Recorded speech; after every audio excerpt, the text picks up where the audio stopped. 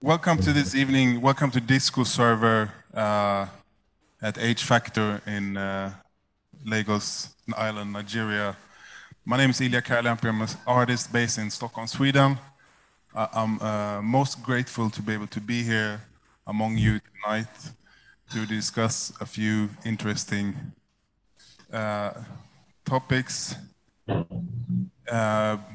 Few of them being crypto, NFTs, digital art, and ventures. And for different reasons, which we're about to find out, there's several types of expertise here, very high expertise even. And some of us has met before and some not, but I hope that we can be able to learn together wait, Felix, can you turn off your camera, Felix?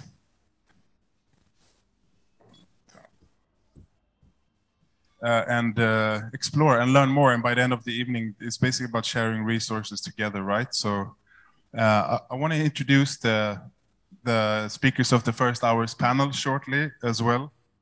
At the corner, we have Matthew Blaise, who's a queer icon and activist, active in for LGBTQ plus rights.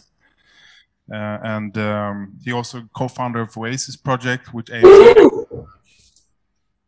well, he can tell us more about that. He's also been active recently in the NFT space as well. Then we got, we have Sadiq Okocha at Gazillion here. He's a Web3 and GameFi enthusiast and NFT value investor. He's the founder of a legal tech company operating in Ghana, Nigeria, and Canada. Then we got Daniel Ogwu, a crypto enthusiast, according to the bio, discovered NFTs in Q4 last year and invested in his first NFT in July. And next to me, we have Oyinda Fakeye, who works at the intersection of art.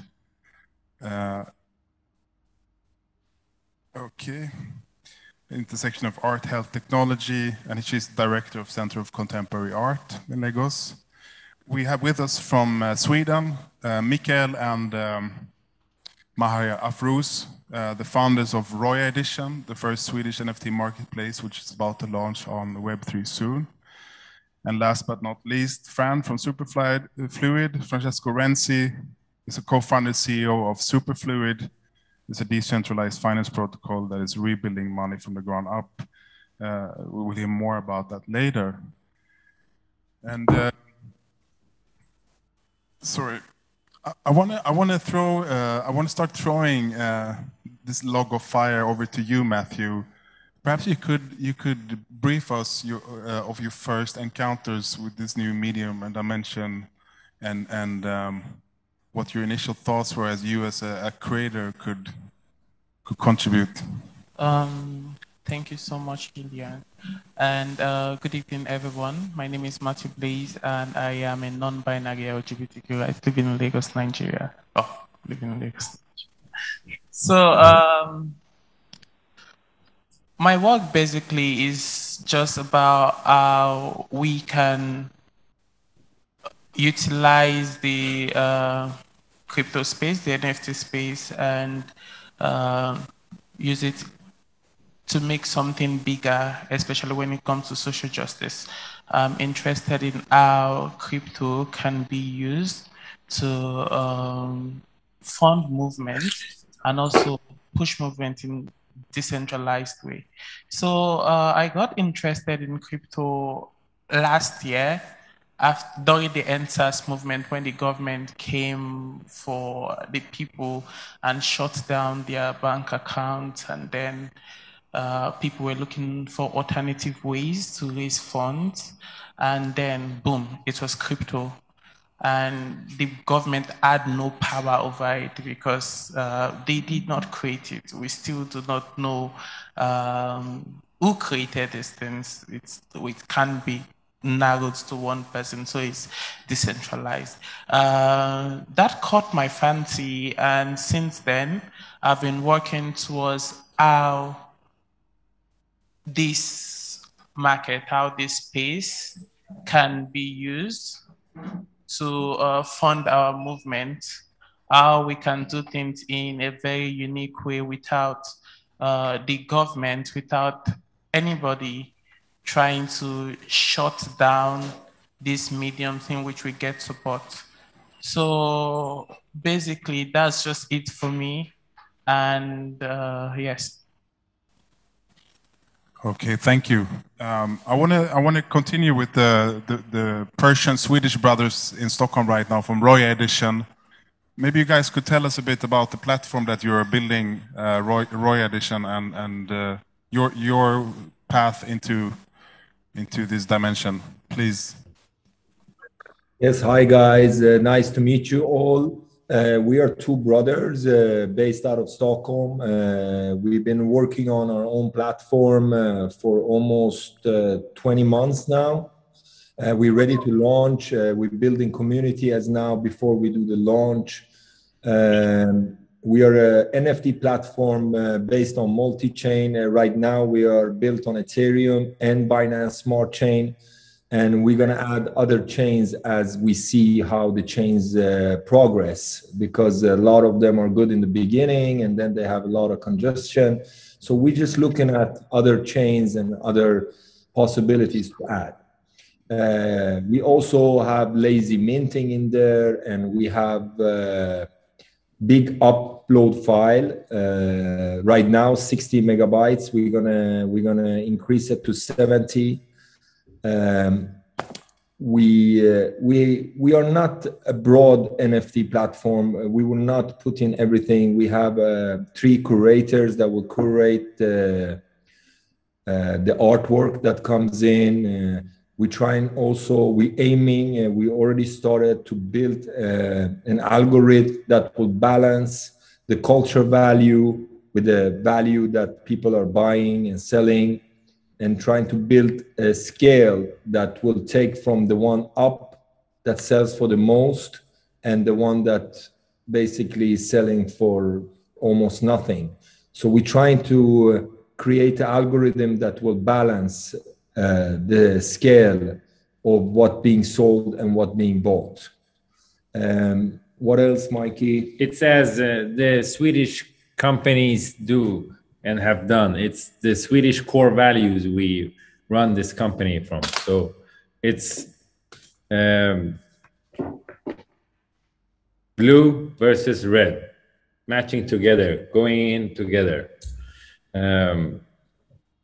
We're a team of 9 people as now, and we have 5 developers. What else? We're hoping to launch in the beginning of February. We have amazing artists that have signed up with us.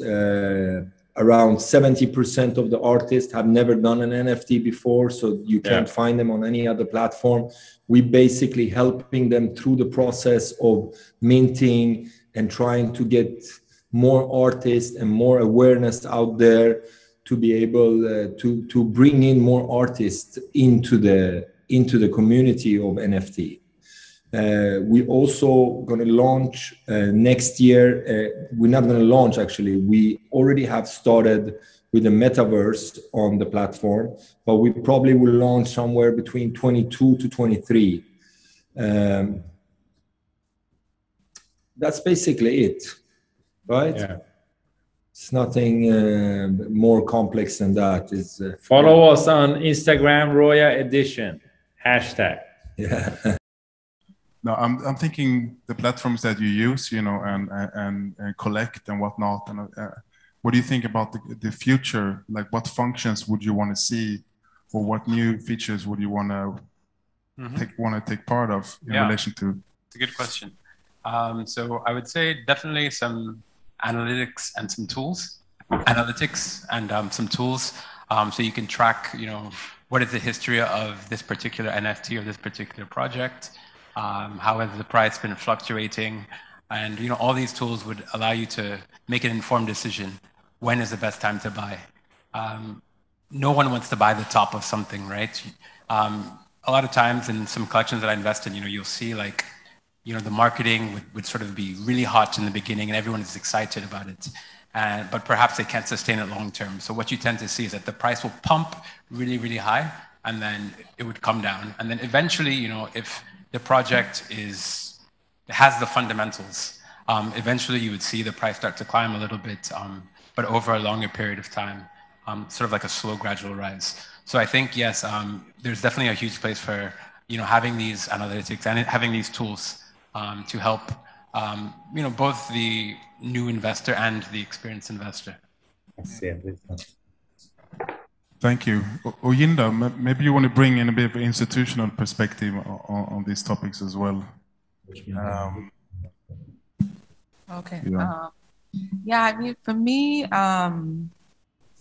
because I work in like the traditional art space, it's interesting for me because I'm not a gallery. I'm a you know, arts center. So for us, our first stakeholders are artists, and so as soon as like NFTs and you know, these kind of platforms came up, my first you know, the first thing that came to mind is to learn about it, right? And to also put the learning into the hands of the artists and then allow them to make the decisions or informed decisions whether or not they want to exist on these platforms. I think what's interesting and, you know, really has just been running through my mind is how, you know, ownership, right? Because I'm seeing the guys from Sweden talking about platform building, and a lot of the conversations, I mean, I've been in one or two conversations about platforms here, but most of the conversations I've been in have been about making artwork and not really about owning platforms. And I really want that to be the conversation that we have here in Africa or you know, in Nigeria, you know, about owning platforms and having a stronger sense of what we want to show and how we want things to be, I guess presented to the world. You know, there are a couple of different people in the space. I know Metaphase. I hear there was another group called We Are Masters as well, which were based here. And we're really about that platform focus and education and being, you know, being on the business side and not just within, you know, as you know, just purely makers. So those are the conversations I'm having. But I think in terms of galleries, and I don't know if anyone here is a gallerist, I know that, you know, this is it's an interesting conversation for them to have because, you know, their stakeholders are collectors. So totally different to me. So they have to think about what this means for, you know, the people that they serve, the people who buy from them really. Do they want to add this as another channel for collecting, or do they see it as a competition to the more physical works? And does it, you know, how does it affect their business model and their relationships also with their artists? Because ultimately, we're talking about decentralization and we're talking about putting ownership back into the art, the hands of creators. And ultimately, galleries are about putting, you know, they have a role to play that is kind of, they sometimes feel intimidated by a platform like, you know, an NFT platform where Ethereum or whatever, when you're minting and you have your own sense of ownership that belongs to the creator. So there's lots of, you know, different things that are happening, and they're happening all at once. But I think ultimately, as we as a people spend more and more time online and we're moving more to, you know, this metaverse, you know, it would be just, I think, ridiculous for us to not pay attention to what's happening there, right? Because you know, people are living, you know, people are taking real estate there, you know, they're probably going to have, I'm pretty sure someone's going to have a home and all their NFT art, they're going to, you know, mount it on the walls of their metaverse home, right? And there's these opportunities there. So I think there's a lot to discuss, and we've really just at the tip of the iceberg of what can happen within the art space. But I think just over the last couple of days, I've been even racking my brain between, you know, is this the right space for artists like who are, you know, contemporary artists? Do they want to operate here? Whereas, you know, we're seeing the graphic artists, we're seeing the crypto artists, you know, really take off in the space. And I feel like sometimes there is that negotiation between should I operate in this space or shouldn't I? And I speak, when I speak to my artists or the artists that I work with, I tell them that, it's nice for them to be able to distinguish between the work they make in, physical and the work they make in, this crypto or, internet or metaverse space. And when I speak to collectors before NFT art, when I was championing them purchasing, something like video or sound, I was telling them that, look, if you truly believe in an artist enough for you to collect them and to, support their growth as an artist, then you want to be collecting wherever they're making work, because that tells a fuller picture of who they are as an artist. And when, you look back at your collection, you can say, I supported this artist, or I've been following this artist's career, and this was when they were experimenting with this was when they're experimenting with that. So I think there's quite a lot to, touch on. So let me not monopolize this. Please, go on, please. Then I'll pass the mic back. I think the point is really taken for myself as an artist as well. We worked on a project from February till June, and during that journey, it went from realizing that it's not going to be enough to upload documentation of an exhibition. That's not how we want to work. Like, we want to create something together with a team that is like, it's concepted, but it's also something is happening on chain. So when people ask, don't you want to have a print of it? I'm trying to disregard that and just imagining it be existing only on the retina and on the screen, right? So I think that's a super important point. Like, contemporary artists need to feel anxious for seeing another Smurf blowing up, because it's kind of like music. There are different genres. Like, how would you position yourself between that? Exactly. I mean, I think a few days ago, I was like, what's all of this with these apes? Like, what's really going on? I mean, another monkey or, another ape. Like, I really was like, I mean, this is what is making a very serious artist who has been about their craft question themselves, and is that enough? But I think, I'm quite interested in ephemeral works anyways, and so, if you were an artist who, maybe you spend 20, I don't know, years building a tower out of cards, and then people come along and then push it down, maybe then I think you should go into NFTs as well, because you're more experimental anyways. But if you're a carver and like you are just about carving, you love just the feel of the work in your hand, and I don't think you need to, if this is not where you need to be, you don't need to be there. And I think that's okay, I have spent most of my career working with new media artists who have always played second fiddle to, physical art, painting, sculpture. If you make sound art, it's very rare that you're going to get the financial compensation that, your peers are getting. If you make, I don't know, internet art, you're really all about fundraising and trying to get sponsorship for your work. And then, this new form of, income generation comes along, and now we can see people who are a bit more experimental being able to create income. And I think that should be okay, and that should be enough for traditional artists to say that, now these people also have a means of creating wealth for themselves or income for themselves, where they've always had to play, handout.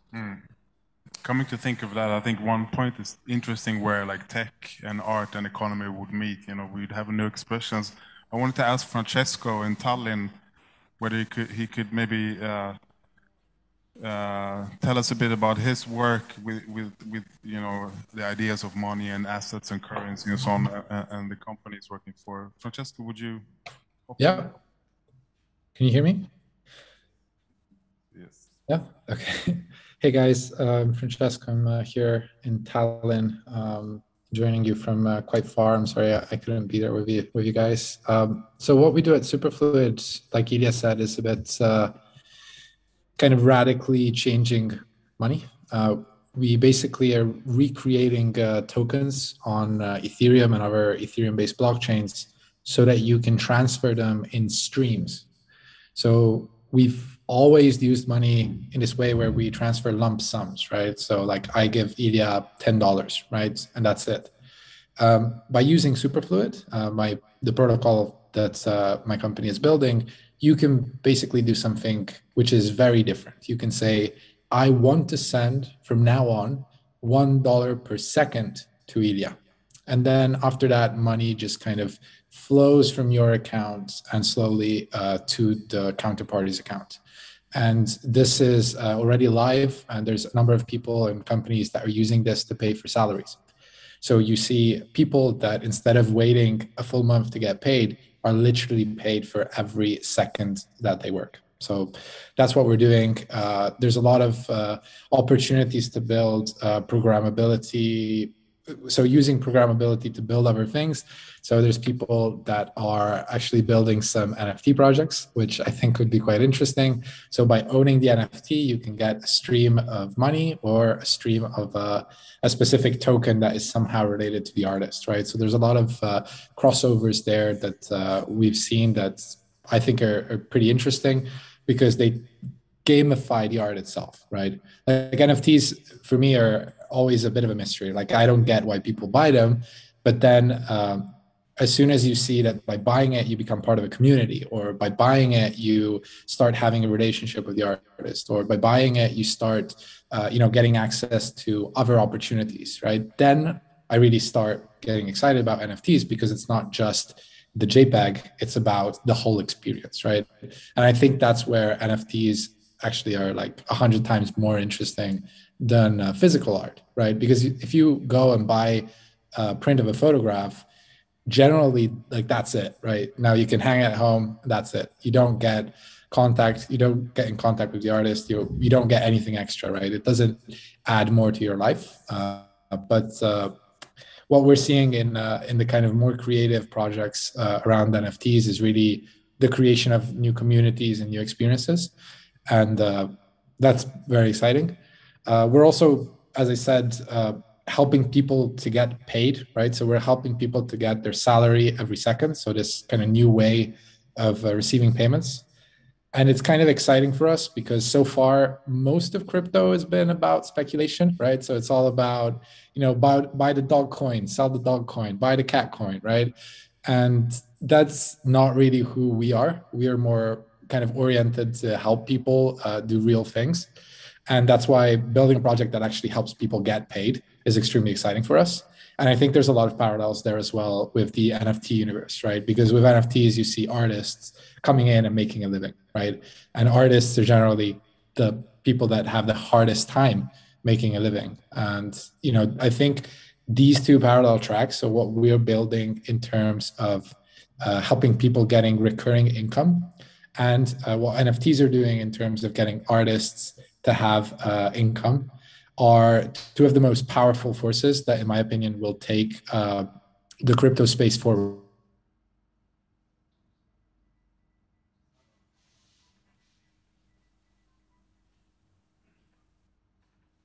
Helps people to get paid faster. You don't have to wait a full month to get paid. You start getting paid every second that you work, right?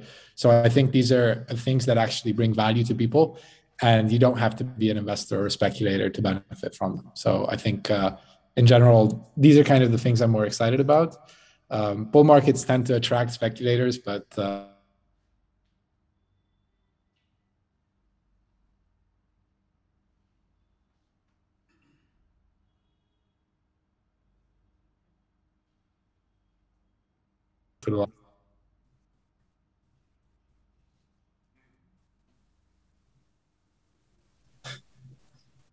there we go. Sorry, the connection is sometimes a bit unstable. How would that work, Francesco? Like, I'm thinking about if any of us would DJ, right?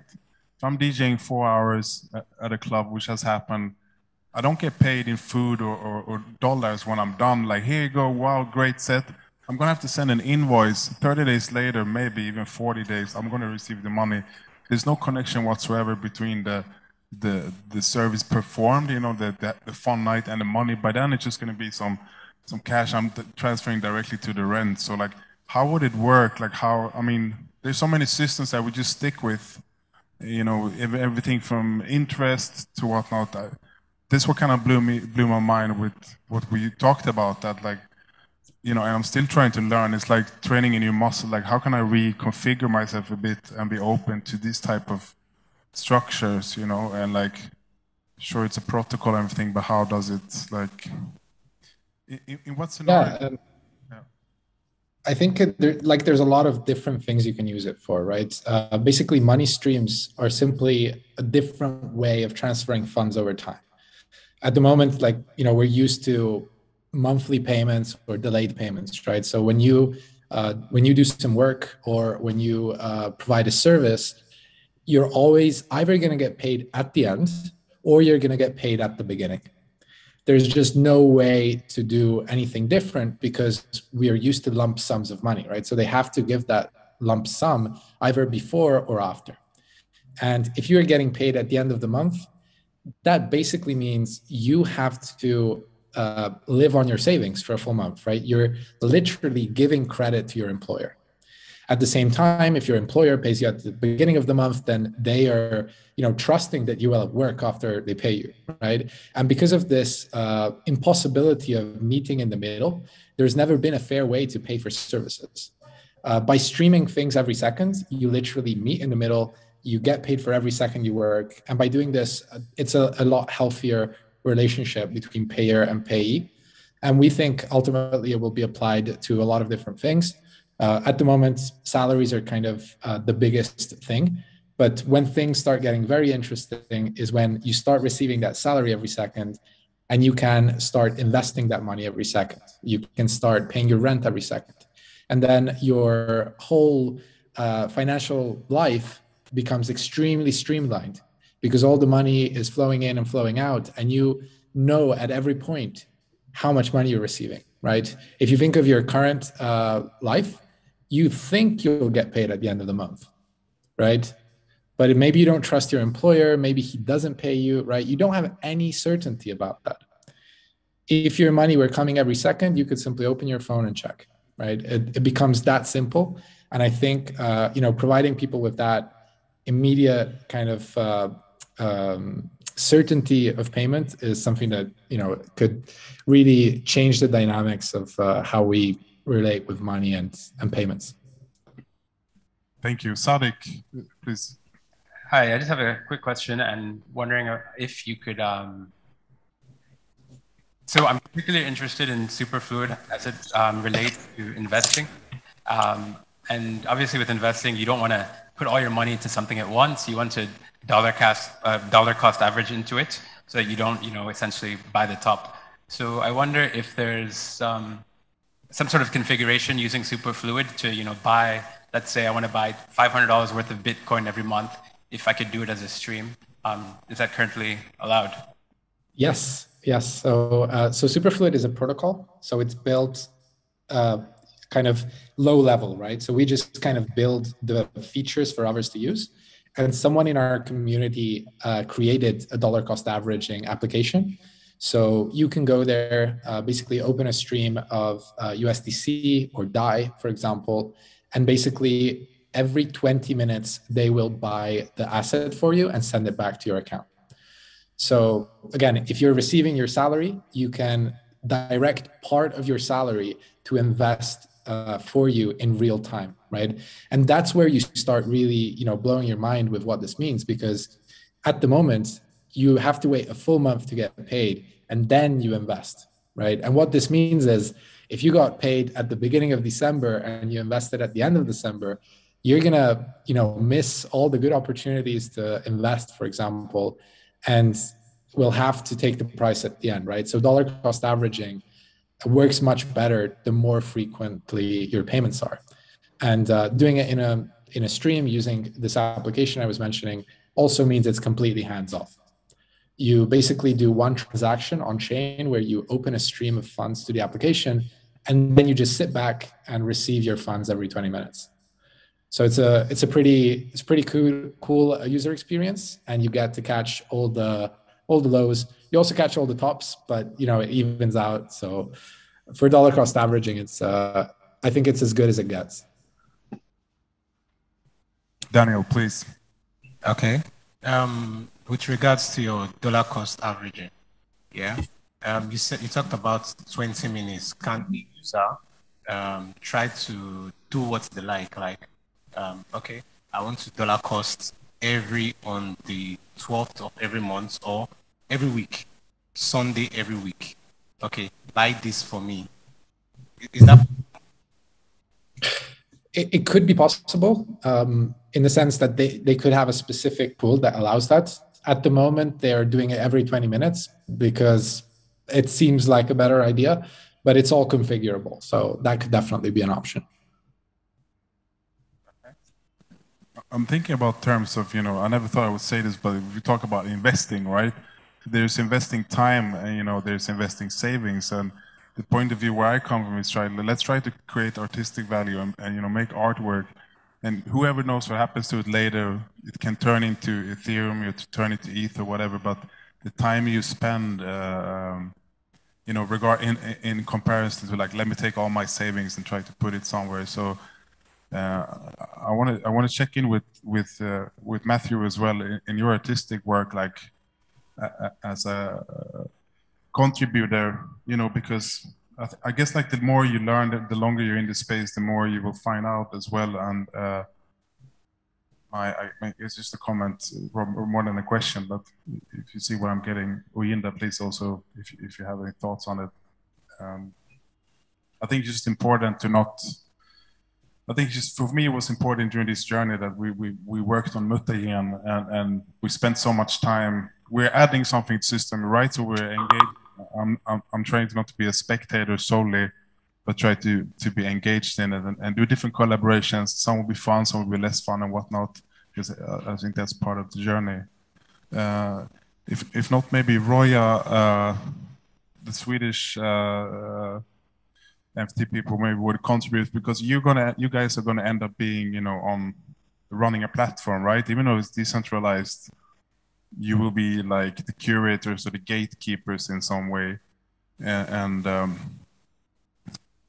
yeah, I'm running out of words a little bit, but maybe you want to talk about that perspective, Mikael. Sorry, my brain is also fractionalized from the last week, so that's Mikael? I did not get the question. So if you can help me again. Where were we? Yeah.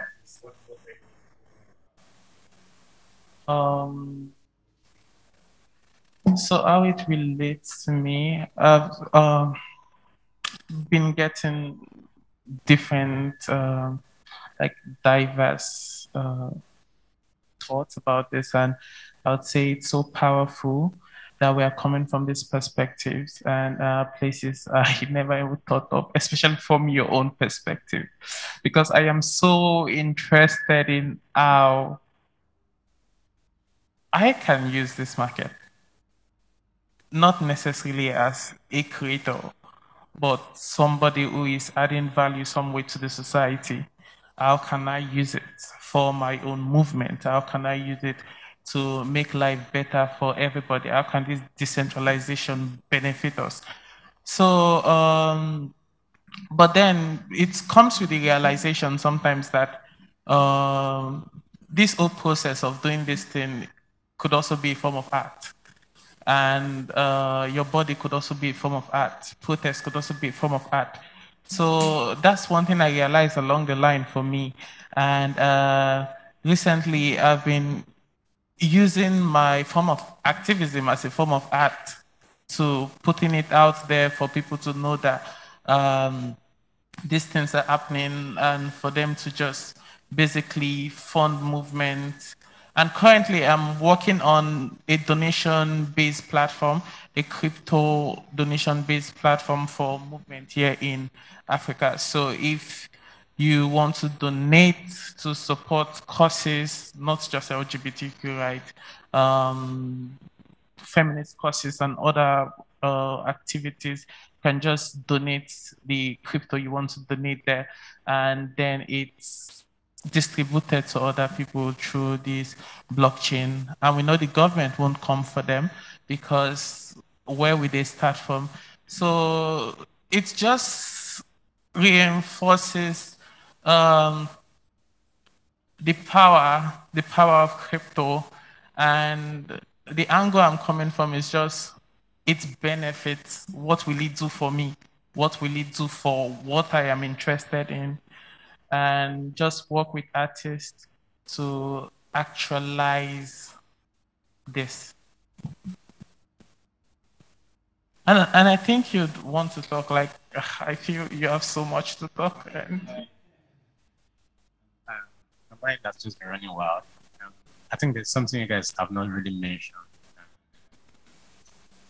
I was thinking, with regards to NFT, they are very illiquid assets. Yeah. So you can just illiquid, yeah.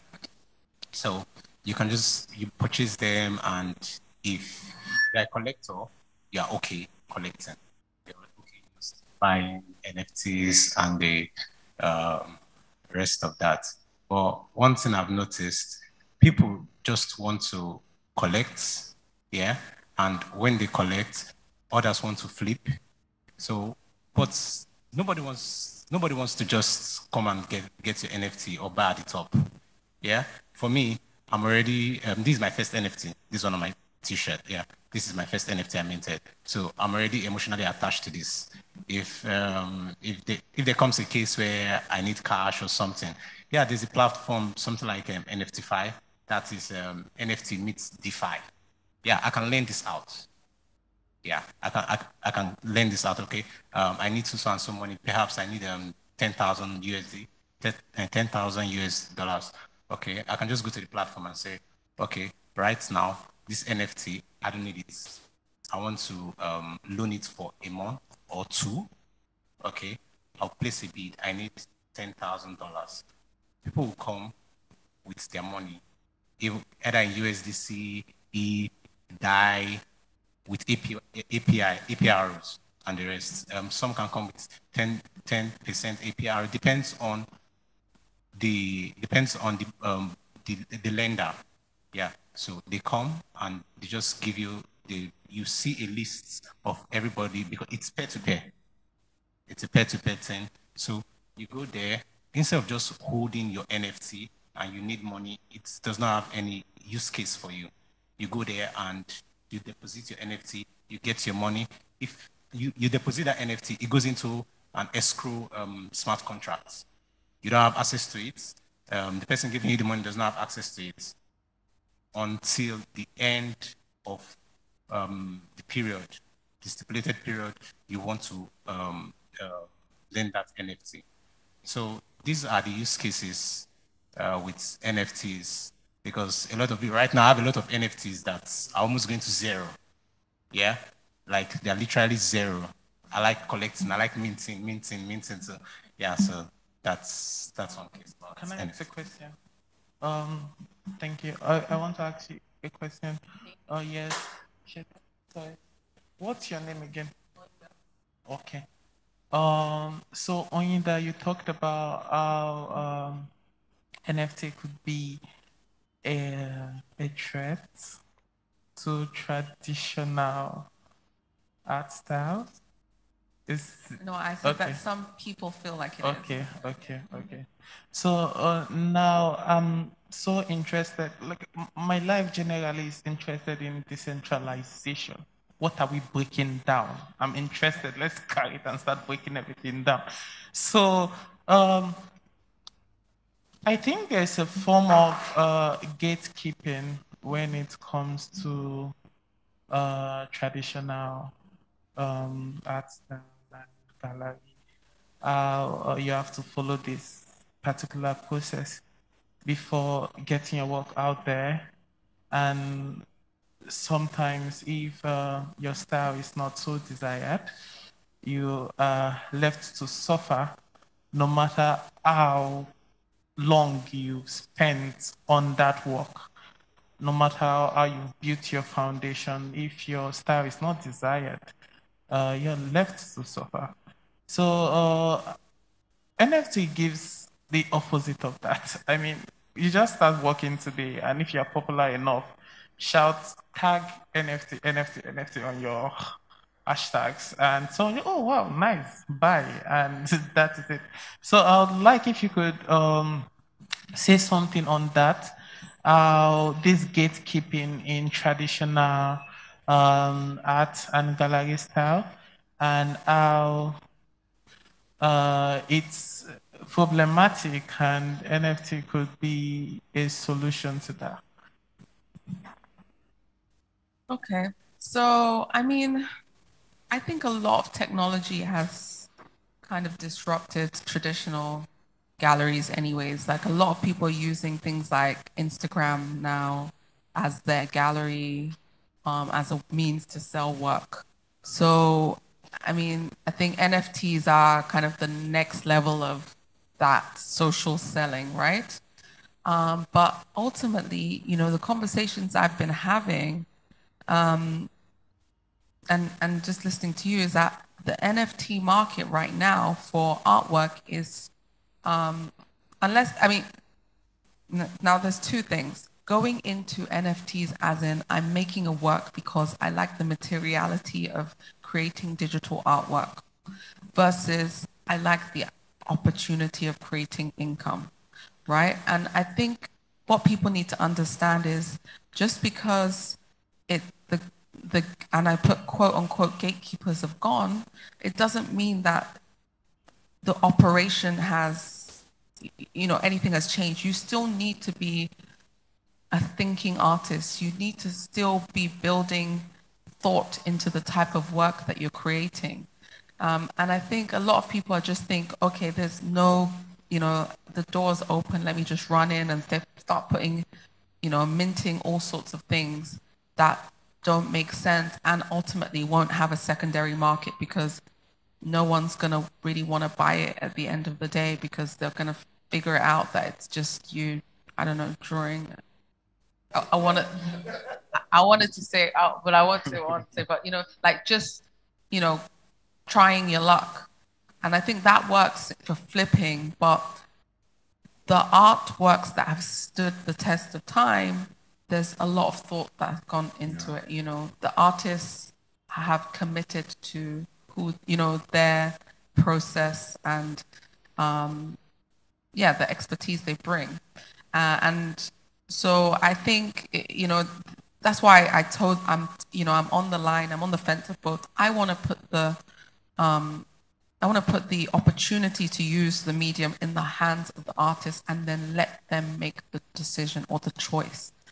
But ultimately, I'm not saying what's right or wrong or who's best or who's not. I remember having a conversation, I think it was Ade and I that had, we had a conversation that just because you're putting your work online or you're putting your work on NFTs doesn't even mean it's going to sell. Doesn't even mean people are going to see it. Like you said that, you know, if now there's no longer the gallerist, that people can now show their work and then if people like it. But, you know, if there's no market in a gallery, then why are they going to sell your work? They're a business at the end of the day as well. So know who your market are. Set up your tent where your buyer is. And if it's in the digital space, then set your tent up there. If it's in, you know, a gallery, set up your tent there. But we're seeing like the Christie's, we're seeing the Sotheby's now coming into the marketplace. But then who are they working with? They're working with legitimate artists, you know. See the quality of, you know, what people are putting out. It's not just the people who are trying their luck. It's people who have put time into their process and who, you know, like, let's look at Banksy, right? People think Banksy's just doing some spray paint. Someone somewhere thinks Banksy just spray paints more. But you know, as in, if you are somebody who believes or loves art, you know that this is someone who's thinking, you know, and has put a lot of thought into the type of work that they do. And that's the kind of art a real collector would want to collect. And then you have to think, do I want my work in the hands of a collector or do I want my work in the hands of someone who's just trying to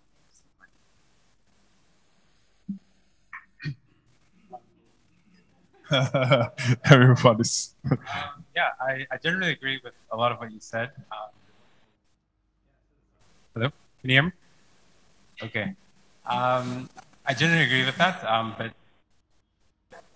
so I tend to invest in NFT projects whereby I see, okay, what is the utility behind this NFT? What can this NFT do for me? Can it give me access? Does it allow me to invest in a business? Because there are some NFTs that it's almost like by buying this NFT, you are investing in, let's say, the AWS of tomorrow, like a decentralized AWS. So I tend to seek out, these sorts of projects. And a lot of times, honestly, the art is crap. Like literally, like it'll be like a pixelated or pixelated. It looks like it took, 10 seconds to make it. But these sorts of projects, they do tend to do well. Besides utility, you also can do well if you're the first to do something. Like there's Thugbirds, for example, probably going up to, I don't know, maybe $10,000, $20,000 for one. It was a generative art collection, which means literally they designed some traits, they put it into a random generator and says, churn out maybe 5,000. I think Thugbirds is Thugbirds is 3,000. You churn out, let me do 3,000 of these. And then where the value really comes from is the community. Like the art is nothing to write home about, but the communities it's a really strong community. They're doing things like they're launching a merchandise line, they're starting a record label, and to really feel a part of the community, to enter certain channels within the Discord, you need to have that access pass.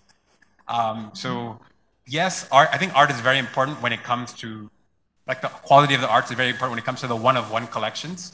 But there's also sort of value in these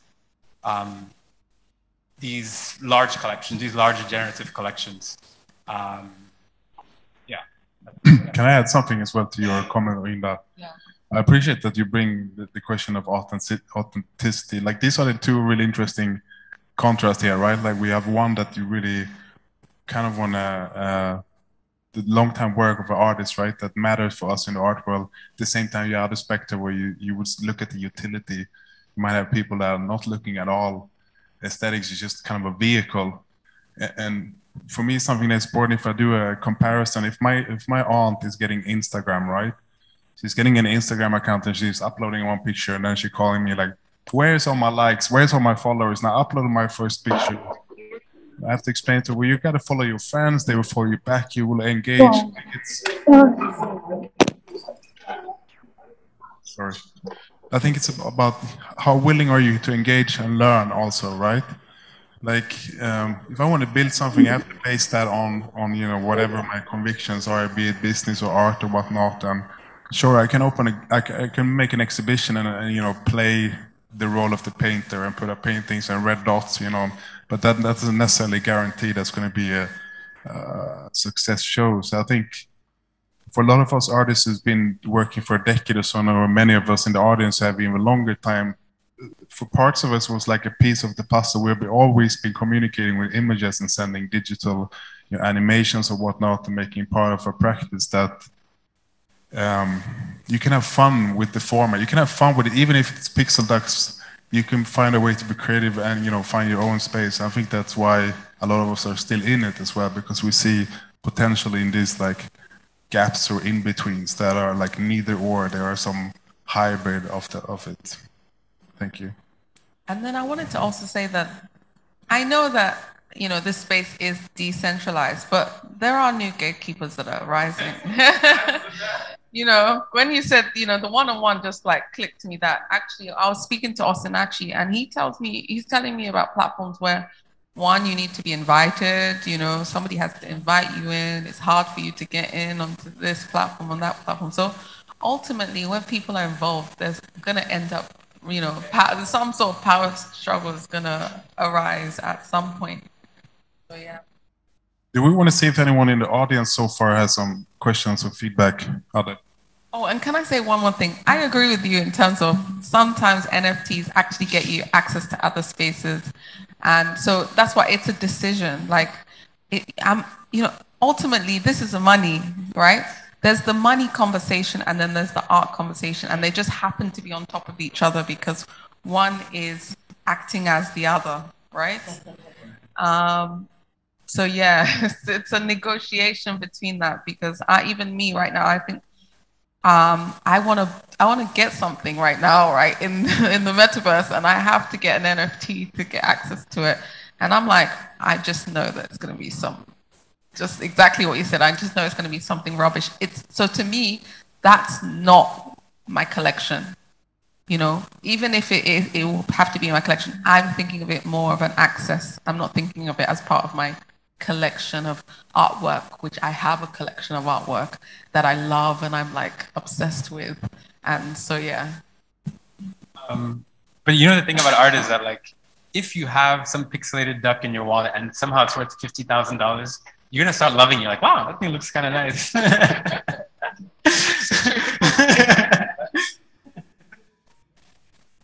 I was going to come in and just sort of offer a perspective, and that is, functions don't change, right? The field may change, but the function doesn't change. A gallery in the offline world performs a function. When you move into the online world or into the NFT space, that function is going to be done by someone new or some new entity. And it's important to realize that you know, often we're just dealing with the same thing. We're just changing the circumstances. And then I also wanted to say that a lot of times, you know, we artists, I'm an artist, I wear many hats, but, you know, here I'm here. At least one quarter of me here is an artist. We refuse sometimes to define what it is art is. Okay, and when we are lazy and we don't define what art is, we end up with representation, right? Which is just making marks. Okay, the artist that Oyinda mentioned, Banksy, he's not making marks. What he's doing is making culture. So in my opinion, you're not an artist until you start to engineer and make culture. You know, and it's a very different proposition. A lot of the NFTs that you're buying with the utility functions, they are actually cultural, right? And that's why they're valuable. So you have to understand the space a little bit more and understand what it is you're dealing with. And that helps to create a little bit of clarity. Thank you. So first of all, I want to appreciate everybody here for speaking. Conversation. I've really enjoyed this part. My first question is for Superfluid. I'm asking, do you have any utility for Superfluid outside of DeFi, like for the streaming? Is there anything outside of finance? And secondly, do you have a company token for Superfluid? No, there's no token, but there are a few tokens created by our community, right? So, for example, I mentioned this DCA project before. They have a token, so you know, if you're looking for something to invest in, I think they're going places, and we're taking them there. So that could be one place to throw some money in. Apart from that, we don't really have much utility in DeFi at the moment. It's really mostly just people getting paid, right? Normal people doing work and getting paid for that work. So we're trying to stay far from, you know, speculative use cases and more focused on kind of real life. It is crypto companies, but they are real people doing real work and getting paid for that work, right? I hope at one point we'll be able to, you know, have, you know, I don't know, bartenders or people working in factories getting paid in streams. But I think adoption from people who are not in the crypto space is just hard, right? Convincing an employer to pay their employees in stable coins, it's just not easy. There's so many hoops they have to jump through. But I can tell you already, there are people paying employees from the US, for example, paying employees in Malaysia using Superfluid, right? Paying employees in different countries using these streaming payments. So, you know, I hope in a few years, all of you guys are receiving your salary every second, because I think nobody should ever have to wait to get paid. Thank you. I also want to commend Superfluid. I think it's a genius idea. Yeah, it is. I have a question for you, Superfluid.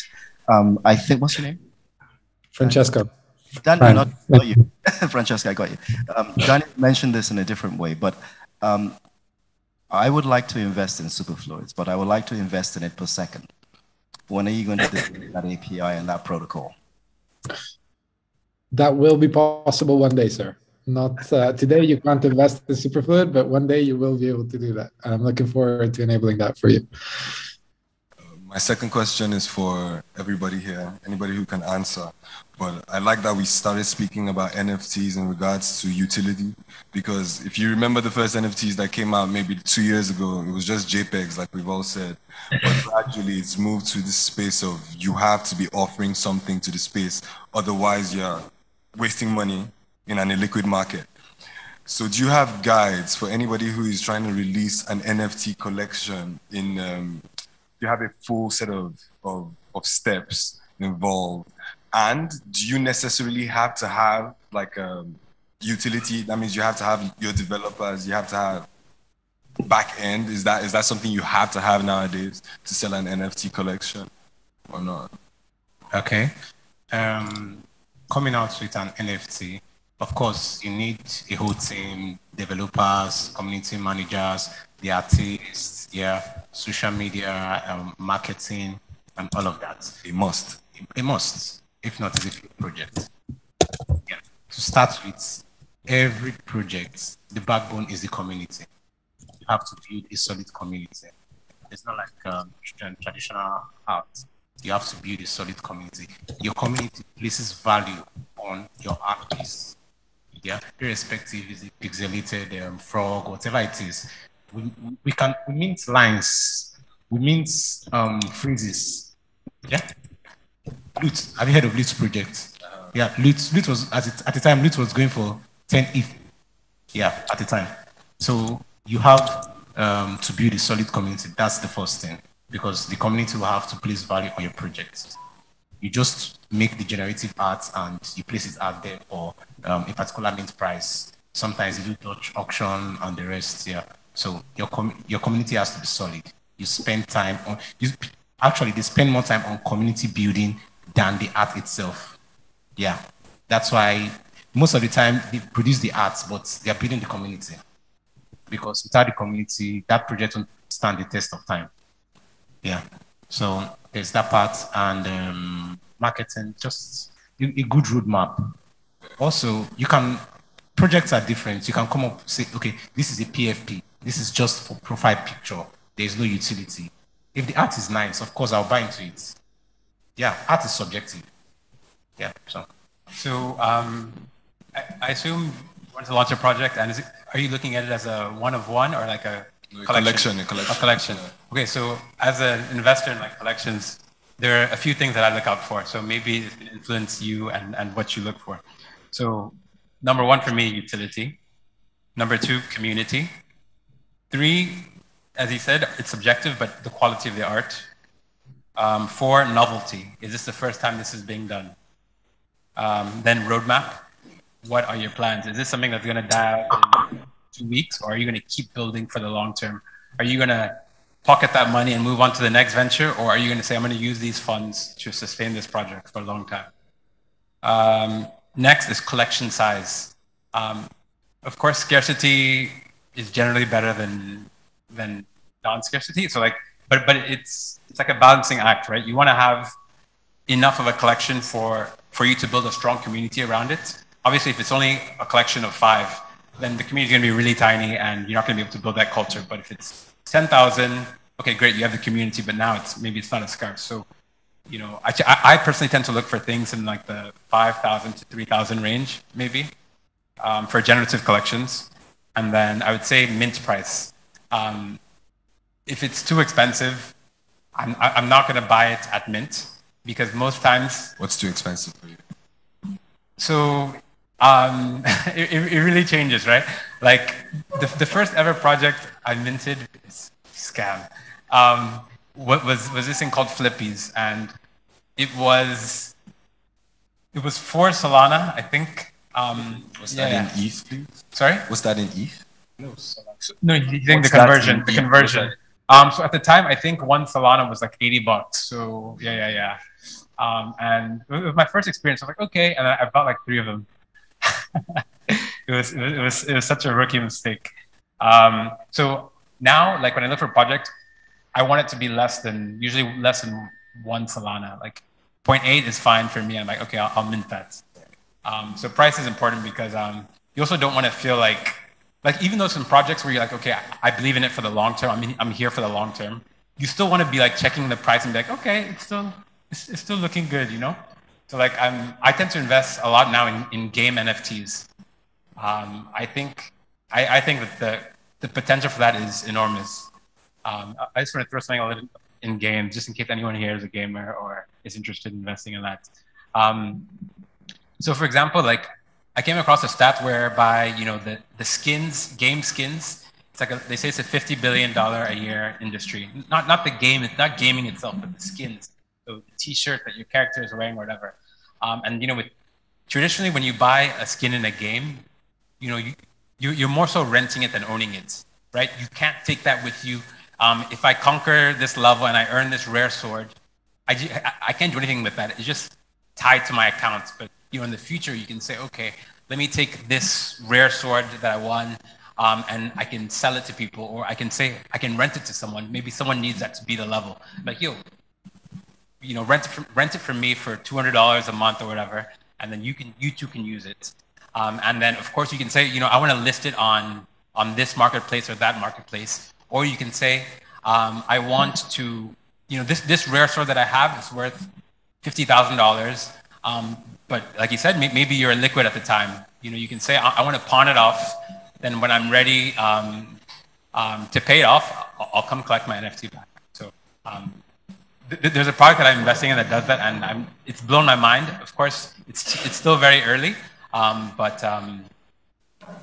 there's all sorts of risks that could be there. But I think it's a brilliant, you know, use case of NFT. Someone help me. What's that song? You get to check yourself before you wreck yourself. Right. It's important to realize that when you're putting together a collection, right?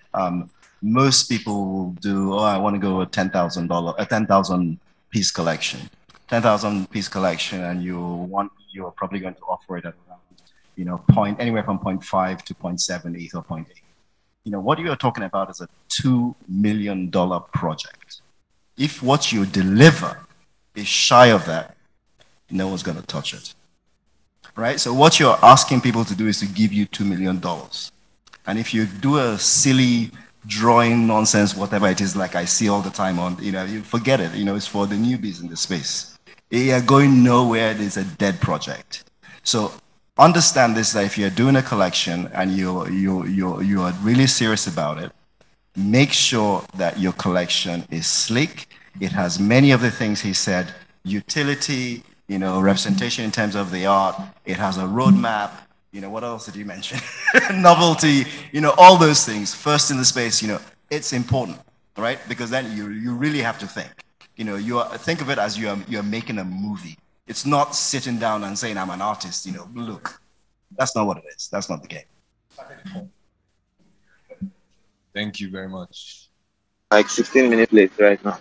And this is about 15 minutes away. But yeah, I'm trying to wait. All right, see you. Why? I was wondering whether we could take a 10-15 minute break and continue with a couple of more guests who I'm sure would love to join our discussion. We keep the Zoom meeting open, so we just keep the screen on everything. We just get some refreshments in about 10-15 minutes. We'll be back continuing on the second hour. Thank you so much, all the speakers, all the guests so far.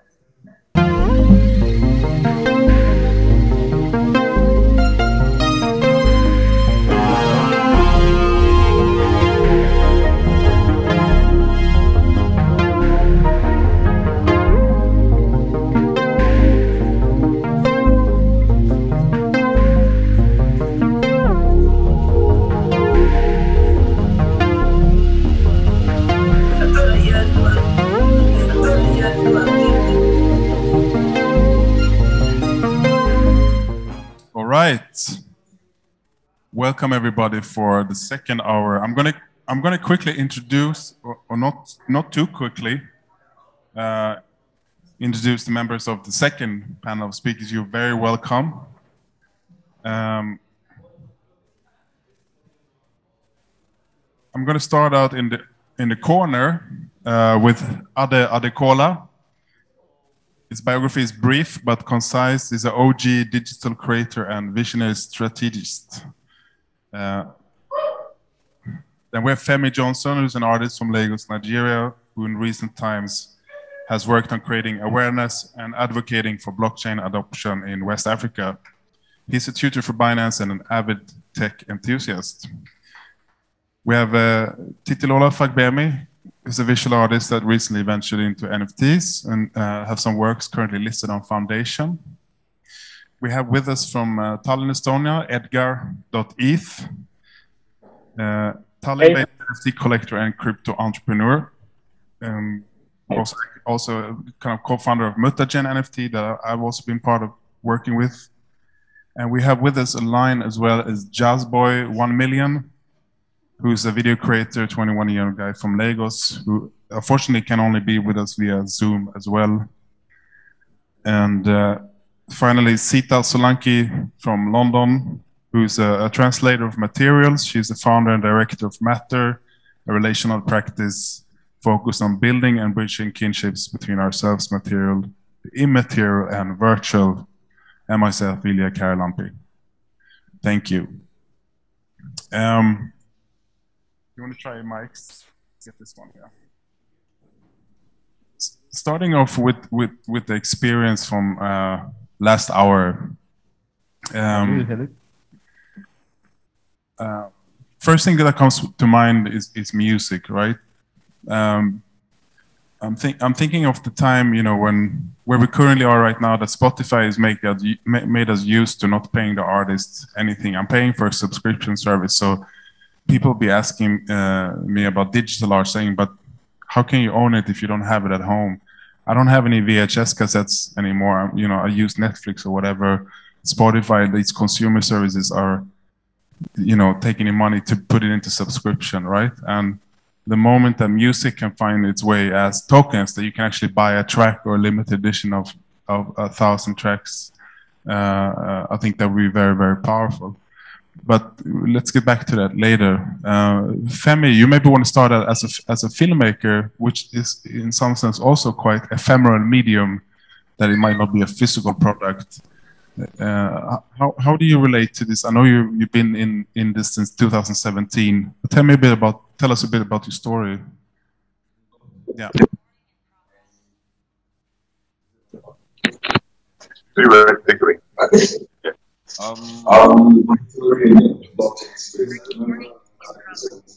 Because you know, at that time they hit the news, what is this digital asset thing? And at first, like everybody, I thought it was a hype. I think Bitcoin was around 3K or 6K at the time, and I thought, oh, it's a hype, it's going to fall down. And I did some research. I don't even know what the white paper is, but I saw the white paper of BTC. And I was like, this is genius, man. This is the future, because I saw what blockchain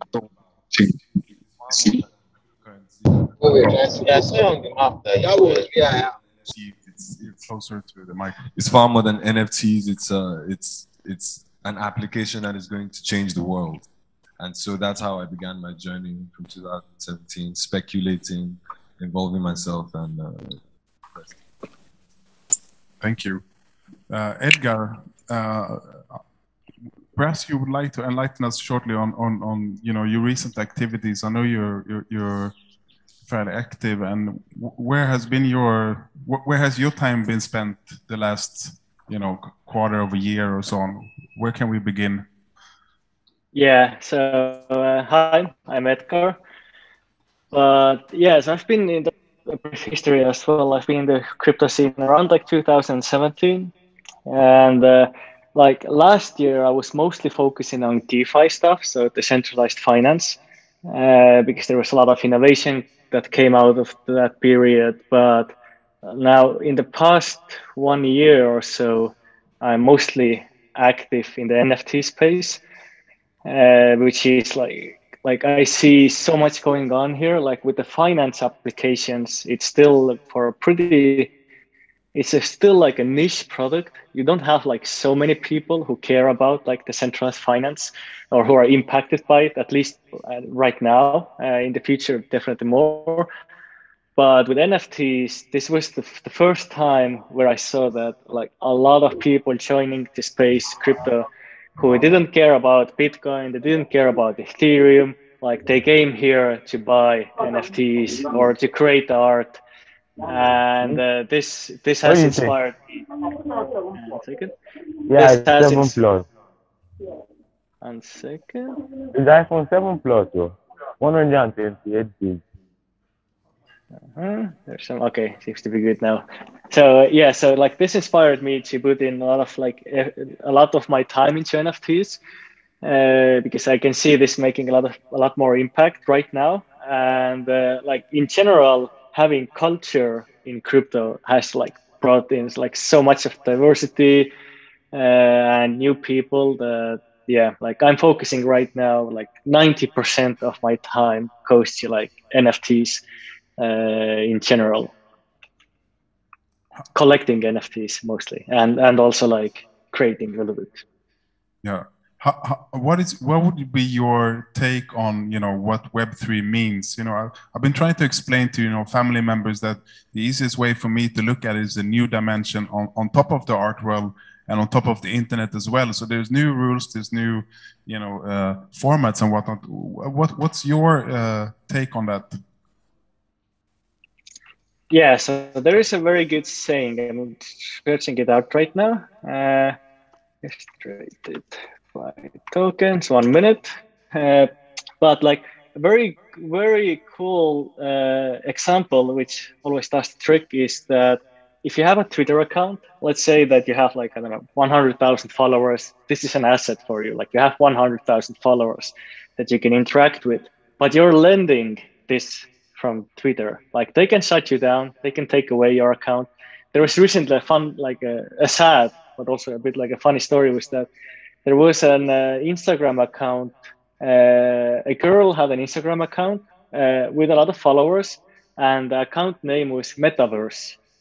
Like she took that account name like years ago, when Metaverse, like no one even knew what this. And now when Facebook rebranded their company into Meta, like one day she woke up and her account was gone. And now Facebook took her Metaverse account to themselves. And like this is a good example, is that in Web2, it's mostly companies extracting value from the users to their shareholders. But in Web3, there is one, Chris Dixon said it very well. He has a saying that, 1 second. 1 minute. He had explaining that Web3 is the internet owned by the builders and users, orchestrated with tokens. And I think this explains it very well. But like if you need to give like a very simple explanation, then it's usually is that the Twitter account, Facebook accounts, Instagram accounts, you don't own these, you're renting these without any rights. So they can be taken from you at any time. But in Web3, it's the users who are owning the systems, the products, and it's decentralized, meaning that no one can take it from you. Like if you have that account, no one can take it from you. It's your asset. You're not renting it from anyone, you're owning it. I'd like to add a little bit about Web 3.0. I think first of all, we should start with Web 1.0. I think yeah. In the beginning, God created Web 1.0. It was very read-only. It was a situation where you could only read. It was like the whole internet was a giant Wikipedia page where we were just interacting with what was on the screen. And next we have Web 2.0, which we weren't just interacting, we weren't just reading only, but now we were giving information to the internet. And so these people who started to gather the data, like he said, Facebook, Twitter, all your accounts that you're giving your information on, started to have a monopoly on data, and they started to sell it to advertising companies, and hence we were the products. We weren't using the apps, we were the products. And now we're moving to Web 3.0, where we own our data. It's decentralized now, and we own our data and value. Yeah, and I would also like to say very quickly is that right now in the Web 2, it's companies, but in Web 3, it's protocols. So these are not companies, products that you're using, but you're using protocols in the internet owned by the users themselves. But yeah, the companies versus protocols, in my opinion, is also like a good distinction. Sorry, I just wanted to add something that Web 3.0 does not exist yet. It's a vision, and it's a very powerful vision. And if you want that vision to occur, you should participate. That's it. Thank you. Oh, are we the Zoom meeting still on? Okay, good. I wanted to ask Seetal as well from UK. You're working maybe more with, relational aesthetics, and putting together scenarios, which I think one point with, like, if you compare to contemporary art, is always like, sure, you have the traditional media you can make use of, but sometimes it could be even more interesting to create situations, right? Which is basically like, sometimes Web3 sets off these chain reactions of collaborations and meetings such as these. But Seetal, what's your point of view from, your previous practice of having maybe worked also with sustainable materials, physical materials? How do you view this, in some way clinically digital sphere? Or how would you approach it? So many layers to this question. Maybe I'll begin by saying the digital can never exist without the physical. And therefore, like, having to create something digital, you always need a computer, some kind of physical space to like generate from. So for me, I think the two have to always work in tandem, and there's always a conversation between the two. But what happens is that they speak very different languages, or two very different languages are kind of generated from these two spaces. And what I would say is that the physical materiality space really feels like it's something that feels very familiar to a lot of people. And we're trying to build a relationship towards that. Well, at least that's something that I'm trying to kind of bring to light or to the surface. And I think that relationality, or like relating to the material world, feels like it's something that we're aiming to kind of create a space of care and respect and live in some kind of coexistence. But what happens within the digital space is like it's a very unfamiliar space when it comes to the digital materiality, or like speaking of that at least. And there are many people expressing themselves in that space in an artistic manner. And it feels like what's happening is the expansion of that language. Well, it's creating a new language, which is something that we're kind of unfamiliar with. Well, it's becoming more and more familiar. So there's a really great studio called Wang and Soderstrom. They're based in Copenhagen. And what they're doing is really warping that space. So they're kind of making like wood liquid, for example, and warping it in such a way where it feels like it's the physical world. It's impossible to achieve that in the physical world, for example. So the relation aspect within the digital material space feels like it's expansive to a point where the impossible can happen. Whereas in the physical space, with physical material space, it becomes familiar. Well, the familiar is always there. So I think there's two different languages that are being spoken, and there's a different kind of hierarchy that emerges from this as well. So I would say value starts to become a question that is brought up. And within the physical material space, the value is economy and also the kind of what it costs the earth if it's being extracted from the earth. And then in the digital space, it feels like the hierarchy is a bit more flat. So really it's about time and labor. And so like the kind of parameters that we're working with and the dynamics that we're working with really shift, and our value systems are upended quite a lot. And then we're having to rethink what value is. So like the value of creating a marble in a digital space as well as a wood kind of texture might have equal time and labor attached to it. And it's not costing the earth in the same way as it is to our pockets and in the physical world. So how we relate to it has many layers, and the aesthetics are a really big part of that. So then I would kind of suggest that it starts with the visual, the aesthetic qualities around it, and then it kind of filters down to like value, our associations, how we kind of relate to it from our own experiences, our lived experiences, as well as like how it can kind of create some kind of impact or cultural value or social value, and therefore economical and political. So yeah, I kind of have tried to respond to that through many lenses, I guess, but I think there's much to establish from this question. Titilola, what do you? How was your process been? You know, of that the physical. Has there been a translation that you've been working on between the physical and digital in your artworks, or what's your experience of it? Great. So I've been doing digital for a while with traditional. So I've been painting for a couple of, not too long. Art started for me as more or less like a hobby, and then I went professional sometime in 2017. And then in 2018, I started using digital mediums. So traditional down mediums, I use oil and acrylic. So, you know, reaching out to galleries and the likes and doing that even up till now.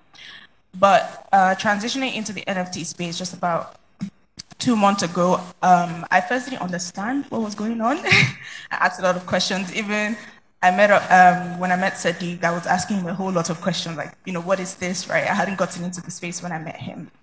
And getting into it was just first understanding what it was. So I had to, which was where community sort of helped. So there's the Nigerian NFT community that really helps and onboards Nigerian artists that are looking into getting into the space. So I was already doing digital arts, right? So my art generally is about human emotion, psychology, and also addressing societal issues.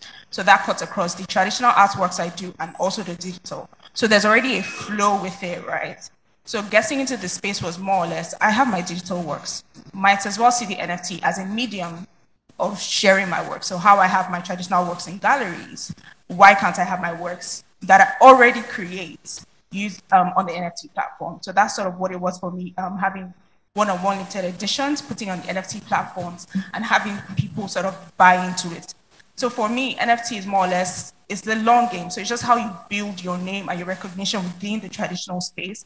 If this is the future, might as well also build that within the NFT space. So that's sort of my thinking around that.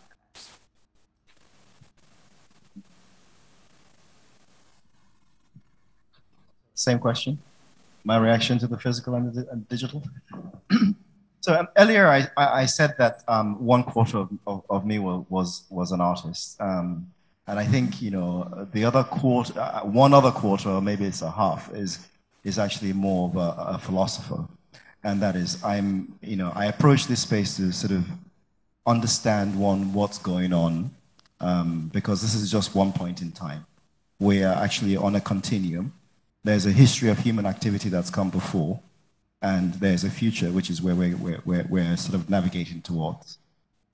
So my lens is one of culture, and when I look at things through a cultural lens, everything is permissible. So it doesn't really matter whether you're doing digital art or you're doing physical art. What matters is, what is the function of the art? What purpose does it serve?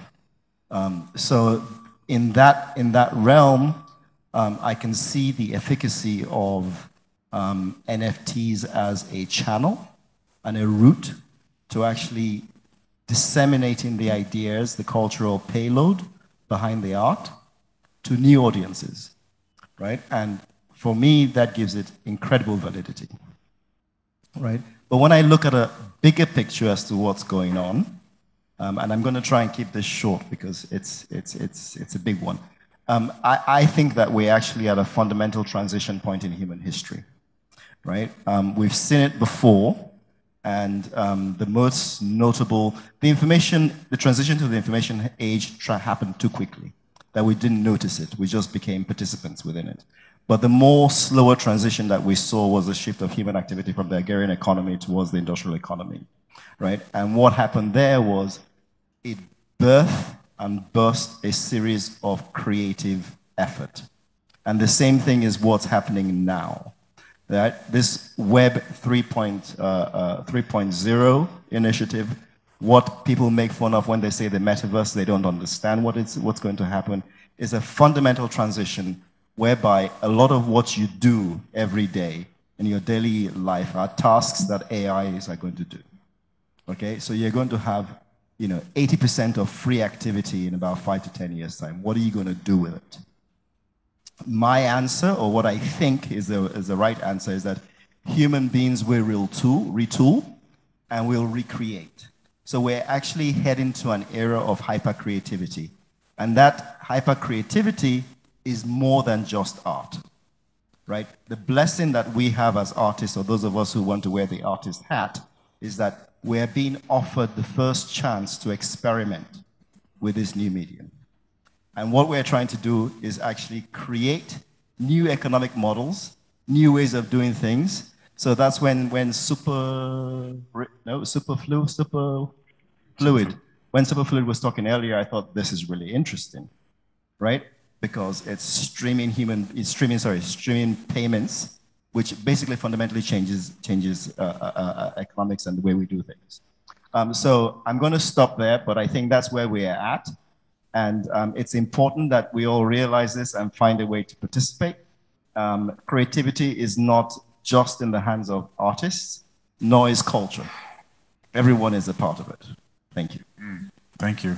I just come to think of some things when you guys were talking that I want to emphasize as well. Like, number one is that you can find yourself connected to, a forever ongoing stream of inspiration, right? But on the other hand, like anything that would add to my screen time every day in terms of hours, is that healthy, or is that saying, oh, how much time do I have to spend, And then back again to the inspiration perspective, like when I worked with Edgar, when we did this project, I was fresh in February, and I found myself very quickly, because what's actually even more enjoyable for me to communicate is via images, right? To make artworks and send stuff via SMS and do screenshots, and like I found such a liberation able to just go ham in that space and not having to write a thesis about it. And I think I find myself still very connected to this inspirational flow where we don't have to follow the standards exactly. We can experiment with it as well, right? And these worlds colliding. At the same time, again, where can I find my limit of how connected I want to be? Like, where can I take time to build, strong ideas and come back again and so on? These are questions that I think for all of us who are even using a smartphone, we're going to have to set limits on, Edgar, maybe you want to comment on that, on being online as well, or being active in the NFT space as a collector. Like, where do you draw your limits these days? Yeah, it's pretty complicated. Or I'm spending 12 hours per day maybe online, mostly in Discords and Twitter. But yeah, it's pretty exhausting. I've definitely reached my limit, but I'm still doing it because now most of my friends are online. Everything I do is online. All the artists, the artworks that I collect. But it's fun. It has a lot of freedom and it's fun, but it's complicated. And I've seen this from other collectors as well. Like, people are exhausted. Like, especially the past 1 year has been pretty intense with when the NFT started like growing quite a lot. Then it has been like quite intense for everyone. But like, yeah, we're kind of living in a metaverse already in a way. Like, although it's like a text-based metaverse kind of. But yeah, the COVID situation also did not help at all. Now, like, everyone are at home, like the computer is, you always have a screen in front of you. Like, I do at least. Let us talk shortly to Yinka, who's actually also active as a community manager on Discord. You know, spending a lot of time to raise a feeling of you know, community as well. Yinka, are you with us? Yeah. Hi, hello. Can you guys hear me? Yes. All right. Yeah, can't turn on my video at the moment. Apologies for that. But yeah, so good to be here. I was supposed to be here physically, and I really do apologize for that. Something came up, but you know, really amazing talk. You know, you guys are doing really well. So yeah, so like how Edgar said, you know, spend an insane amount of time on the internet. You know, solid 15-ish plus hours on like Discord, Twitter. Essentially, that's practically my life now. And it's amazing to see, you know, communities and the relationships that are being built from these, you know, platforms, and the shift in how we relate to one another. You know, especially also considering the fact that, you know, there are people who will work with you that will never see your face. You know, I've received job offers from a couple of people that had never, you know, seen what I look like. And then, you know, we were able to work together and solve problems. And it's fascinating that in this time, and like Edgar also said, we're actually in the metaverse because things are just happening without, you know, the physical interactions. And it's just a beautiful thing to experience, to be honest. Thank you. Can I speak on that? Sure, of course. So, to what we're discussing, I think there's been a bit of a trend that I've been seeing in the NFT community, especially on Twitter. I don't know if it's toxic or not, but it seems like people that come into the space, it seems to take over whatever brand. So that's all they seem to talk about now. So my wonder is, are people losing like their personalities due to that? Like, so for example, you have people that probably were talking about different things on their Twitter page before, and they become an NFT artist, or they start selling NFT art, and from 10 a.m. till 9 p.m., they're either on Twitter Spaces or all they talk about is NFTs. So it makes me wonder. So for me, I'm trying to strike a balance, knowing that I'm a contemporary artist. Also, people follow me for different reasons. You know, I volunteer different ways. I also talk about that in my NFTs. So when I just see the community or see certain people that in the community always talking about NFTs, I'm like, okay, this is a small space right now. It might get more saturated, or definitely will get more saturated as the months and years go by. How would it look online, having conversations online with people? Do we have to now mute? Would Twitter, like a platform like Twitter that's really good for NFTs at the moment, would there be a section for NFTs? I'm just wondering about the personalities of people and how shilling as a term now that's always used all the time has sort of taken, is now like the order of the day, right? So I'm just very confused on that, and I'm just seeing it as a trend that is not very great at the moment. Femi, you want to go first? I think in this age now of information, how wealth is created is not only through capital, but now by like attention, by knowledge. And so it's very natural for us to see everybody go head first into this crypto space. And another thing, truly, like talking very personally, it's a very addictive thing, because when you start learning, maybe today you learn about your phone, like about ETH, you learn about blockchain, and then before you know it, that's what you're doing when you wake up, before you sleep. And I think it's about actually just curtailing, just stopping, and staying for your mental health, because it can really get a lot. It really does get a lot. And then we have FOMO, fear of missing out. We should always remember that there would always be another opportunity. Just have faith and just stop yourself, because it can be very...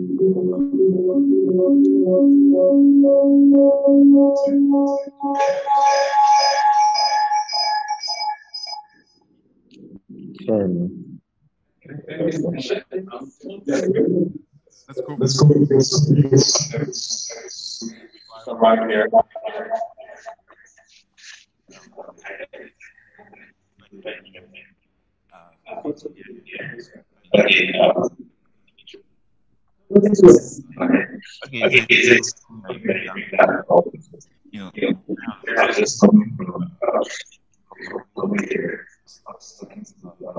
This guy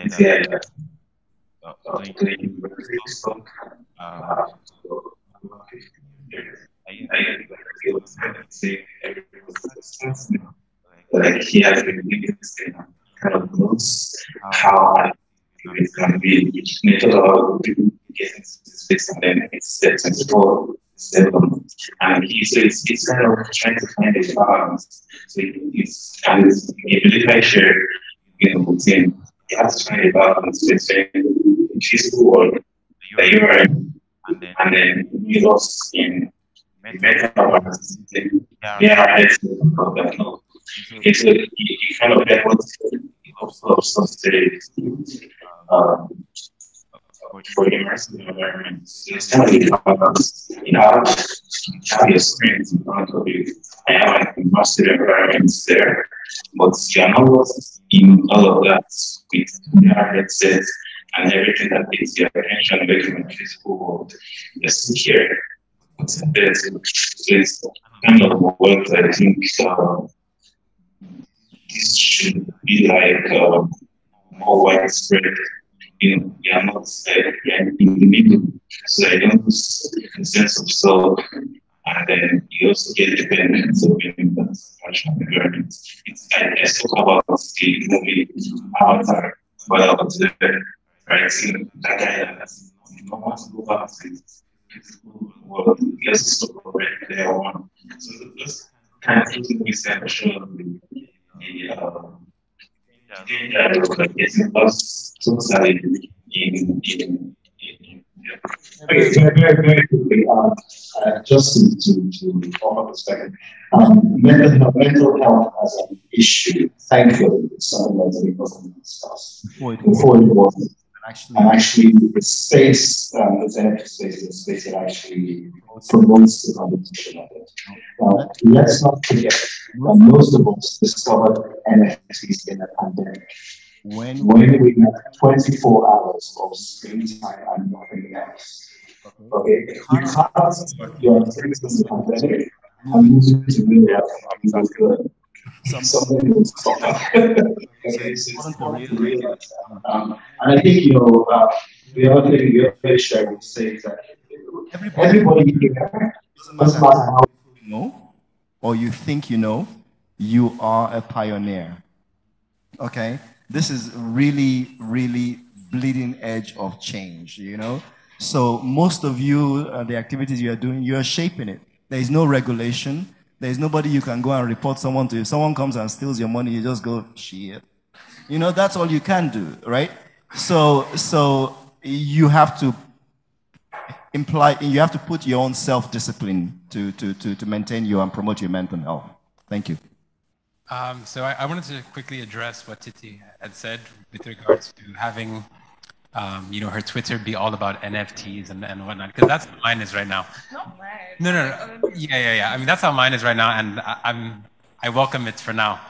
But one thing I was doing, back, in the NSARS and all this time, whereby, it was overwhelming to see, all this sort of political news or all this violence, was that to arrange your Twitter lists, right? So you can have, an NFT list, you can have a crypto list, you can have a Nigerian politics, you can have a world politics, so you can easily control what you consume, compartmentalize, and say, I want to make the deliberate choice that this is what I want to look at now, as opposed to just, flipping on your phone and then just mindlessly scrolling, being active about making that choice. So lists really help with that for me. Well, also, I want us to realize the context and the country we are in. You know that most of the NFT collectors, the market is not really here in Nigeria. You don't have a lot of collectors here. So people have to be awake always to sell their works. And also, I would say the economic implications too on the lives of people. In Nigeria, currently there are like 20 million unemployed people, unemployed youth, something like that. And now you have a platform where if you have the right crowd, you can make money. Oh boy, it is 24 hours. Because even in the everyday market, you have to go to work 8 to 10 every day. It's not different from doing that. They are working. So I think it's people are about their own survival and they don't really care. But then it's very important that we talk about mental health and the intersections of these things with our lives and how we can be better people in a society. And it also boils down to decentralization that we've been talking about. If we're able to hack into this and just know that human beings matter too. It's not about our work. It's not about, that does not define us. We have to rest and we don't have to rest because we are working. Rest is our entitlement. Just like realizing all that and just putting it in place. Thank you.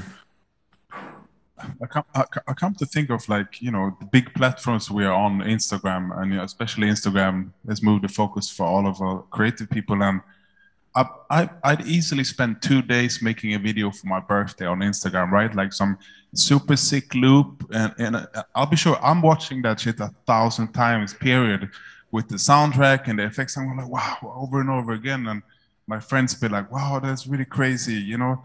And what I'm actually doing is, like, I'm earning likes and appreciation, right? But the money actually is you know, they are making the money out of our content. And I hope we can see a shift into, you know, the users are getting paid not to post ads or to make promos, but just for taking part. And I was running a Select Shows account early this autumn, which is kind of like inside humor account, whatnot. And there was this Persian Iranian dude called Mahmoud Moghadam who founded like Rap Genius that eventually became Genius.com, and they have a site called Hella Doge, which is like you get Doge coins for posting. And at first I'm kind of wary about it, you know, like, why should I work for another site? But talking of these like new spaces appearing in relation to what Twitter means, like, it's so much fun there. It's deranged. It's kind of like early internet. People are posting, even the founders is posting like the sickest shit ever. And it's just stupid, but as an artist, I also enjoy it because I'll put up anything, screenshots,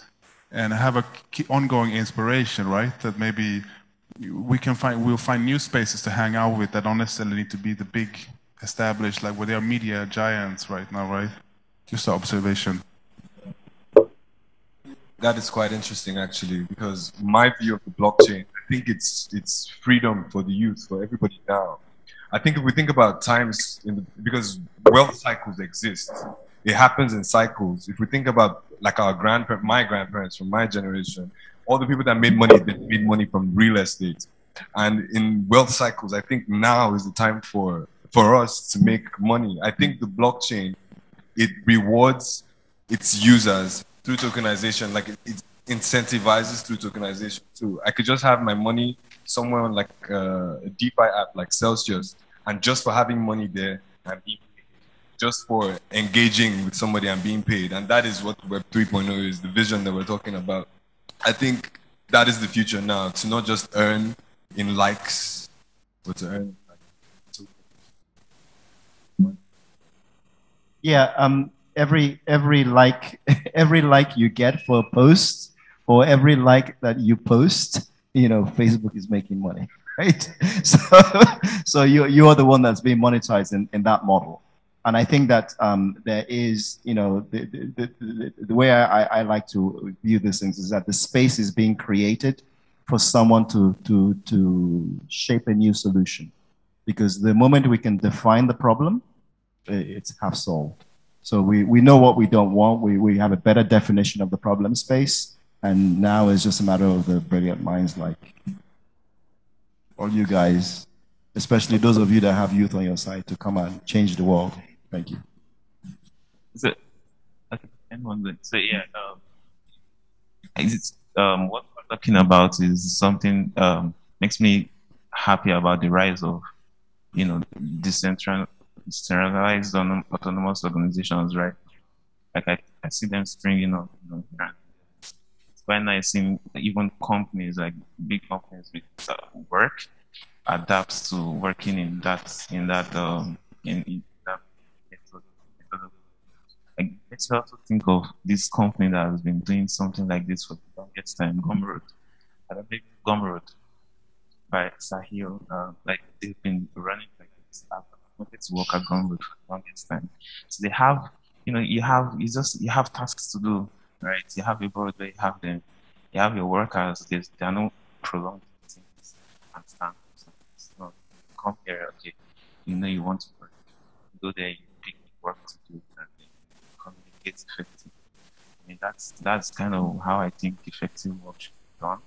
And it's why I'm happy to see sales rise. I haven't seen many, that here for us here, right? And it's kind of something I'm trying to create with the mentor of my baby of tech at Nigerian, right? So it's something we're working on, because about we started something like Mini and Della, where they can train software engineers, right? So it's kind of trying to replicate something like that, but decentralized space right now. So you have creators, you have people, creators basically in an autonomous organization, but like tailored for Africa. So it's something I'd like to see. You don't have a lot of it in that space, right? Even for NHS, we don't have it. That's also why I stand these guys a lot. Afro Bubble, I stand them a lot because they are currently my largest NFT collection. I even have so funny enough. I kind of won a customized creation from them. So it makes me kind of happy. I even tried to get them to be here today, but so yeah, it's nice to see stuff like spring up. Yeah.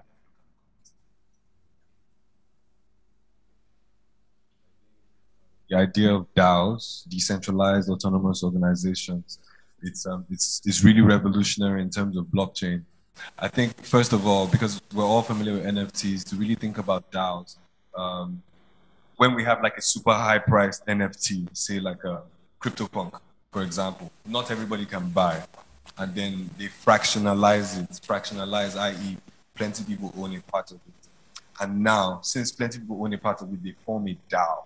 A DAO is a company essentially with no ruler, with no head, but then decisions are made based on how much tokens you have. So you can see how free the economy has been. Imagine if Google was a DAO and everybody could partake in decisions made by Google. And I feel like that is the future for not just NFT artworks, but companies, period. Everybody, yeah, so I really enjoy what you're saying.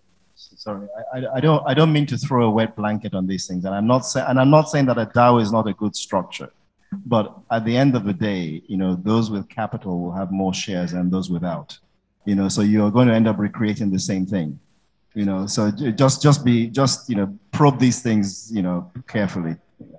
I want to ask you something, Stephen. We also met through Magnus, or shout out I am Magnus on Instagram, who's a writer and content creator blockchain guy as well. And when we met for lunch, he also told us that he happened to be one of the people writing the content for the eNaira website as well, which is something that he would not be so public about because it's not super cool, but they actually paid him to write a couple of words, and then you together with Yinka is then doing this, the Yoruba Demons that you're releasing. So you want to talk a bit about you and Magnus and Yinka's work? Yeah, Yinka is on the call right now. So funny enough, we're friends. I, Yinka, Magnus, I met Ilja through Magnus. So Magnus is a content creator. He has a blog at magnus.com where he publishes a lot of these things. So we're friends, but Yinka has been in the crypto space for a long time, and he's kind of the one that got us into that space, right? So I remember last year when Uni dropped their tokens to many people, and a lot of people, 1,000 years overnight, right? So it no, it was a big deal back then because for just doing nothing, and then you get airdropped $2,000 worth of tokens, and what's this really happening? So he has been trying to like push us into the space, and I'm kind of glad I caved in and got active in the space earlier this year. So Yinka is currently, I think he has mentioned it, he is co-creator of the Yoruba Demons NFT. So he's co-creator, and I'm not used to hearing my voice.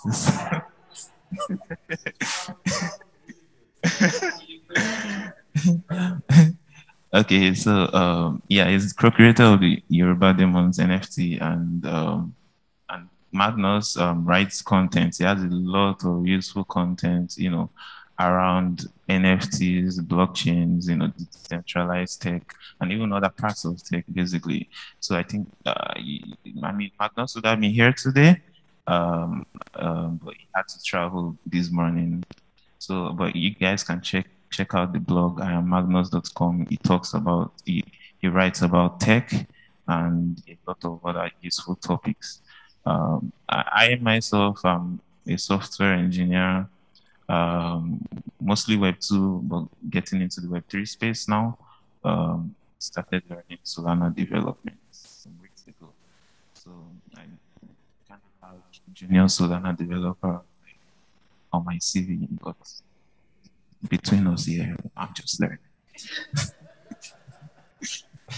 So yeah, once again, I'm really glad to be in the midst of it. Did I answer your question? Maybe we can hear Yinka. Maybe you can continue on Steven's note there. Sure, absolutely. So I was actually going to say that I paper-handed my uni airdrop, which means I sold before it actually even started, before the price appreciated. So that's actually a very painful story. It's more PTSD than it's supposed to be fun, because I should have had $60,000 worth of uni airdrop.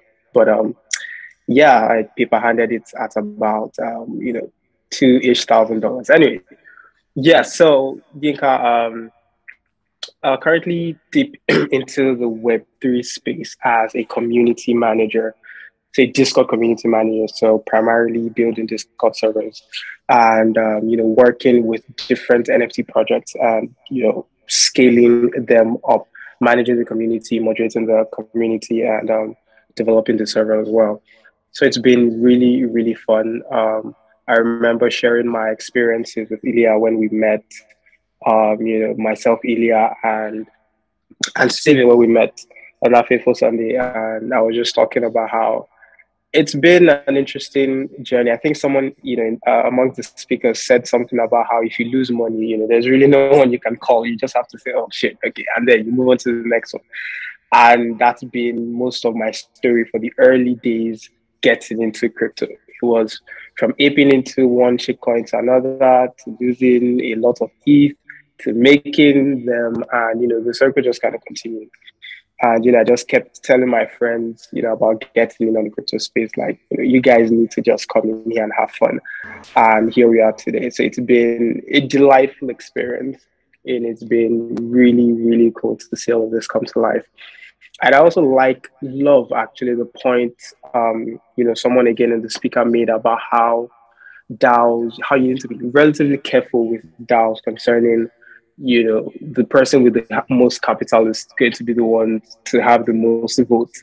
And, that is also something I've been thinking about as to how do we mitigate that issue and make DAOs completely decentralized. Because, by that logic, which is largely how it is structured at this point, they aren't 100% decentralized.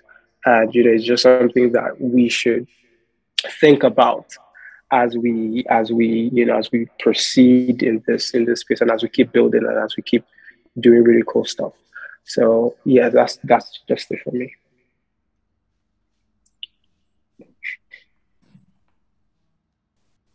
Matthew. Okay, I have a question, and it's for Seetal.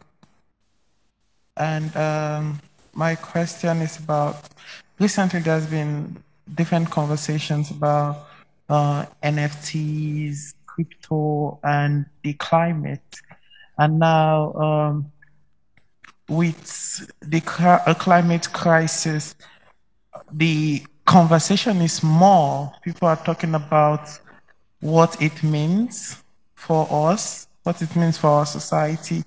And I know it's something you're very, very interested in: climate change, physical materials, and digital materials. So I would like you to talk about this.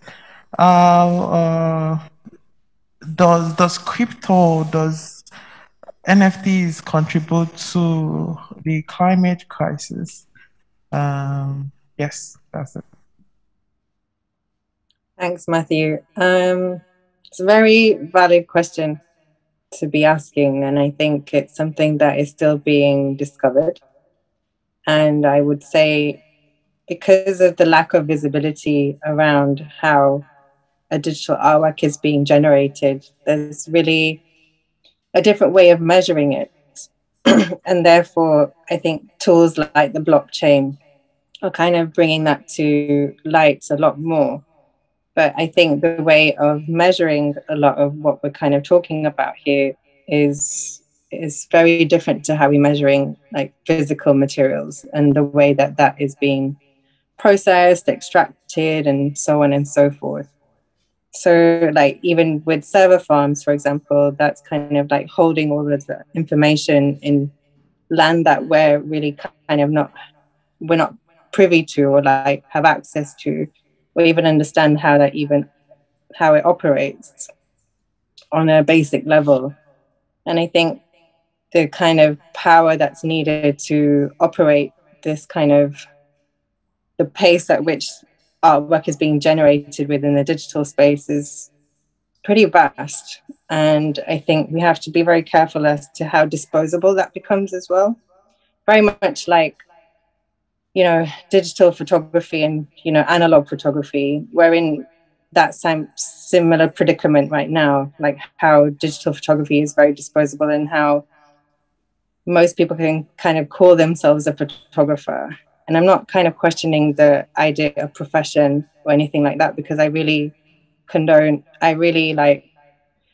praise that self-made generation, which is something that I'm a part of as well. And I think that's really a space where I think the digital exists in a space of possibility. And I think we just have to be very aware of how much we're creating and how we're using it. And I think, Ade, you mentioned something about function and purpose. I think that's really, really key to knowing what it is we're doing and why.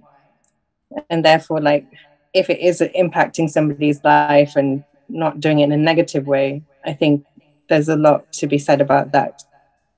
But I think, to answer your question more precisely, Matthew, I think, one, there still needs to be more tools to measure a lot of this. in terms of like how it's impacting the climate. And two, we definitely know that it has an impact, and it's just figuring out how to measure it and who's measuring it and who's how that information is being disseminated as well.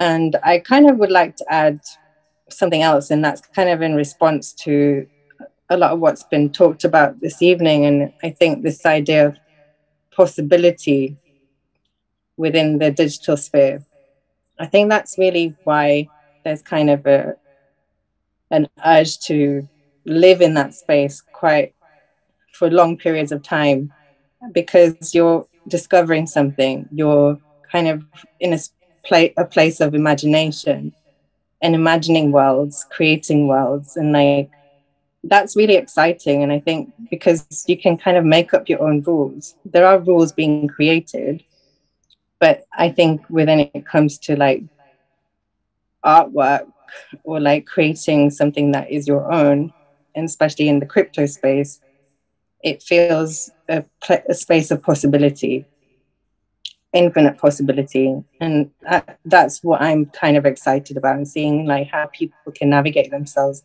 in those spaces. But that can also have adverse effects of addiction, because you're kind of entering those worlds, and there's a sense of escapism as well. And I myself are guilty of that as well. But this kind of sense of self-governance is a really big part of this space. And I think, you know, kind of like the politics around it, like the idea of ownership, and even thinking about the capitalistic models that we're kind of like all kind of having to like navigate through as well, really they're being kind of diminished or dismantled in this space as well. So I think new policies are being formed, new forms of economy are kind of allowing that to happen. So I think I'm excited by it, but it is kind of like the newness of it feels very nervousness and excitement all at the same time, I think. But mostly the space of possibility is what I'm excited about.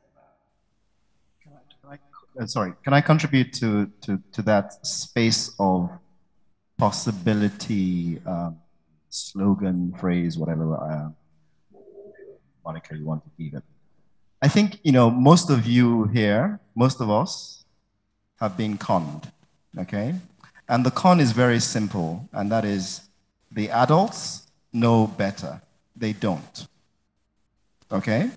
So I look around, we've just done, what, 18 months of a pandemic where everybody has been wearing a mask, a disposable mask, okay, that doesn't break down very easily. If you now if you now do the numbers and imagine the amount of pollution that that's going to cause, and no one is addressing it currently, okay? So the important thing is to understand that all these systems that we have, these archaic systems, and the first archaic system is governance, right? Because the governance systems that we have are not to serve you or to serve mankind. They're to serve, honestly speaking, the owners of capital, okay?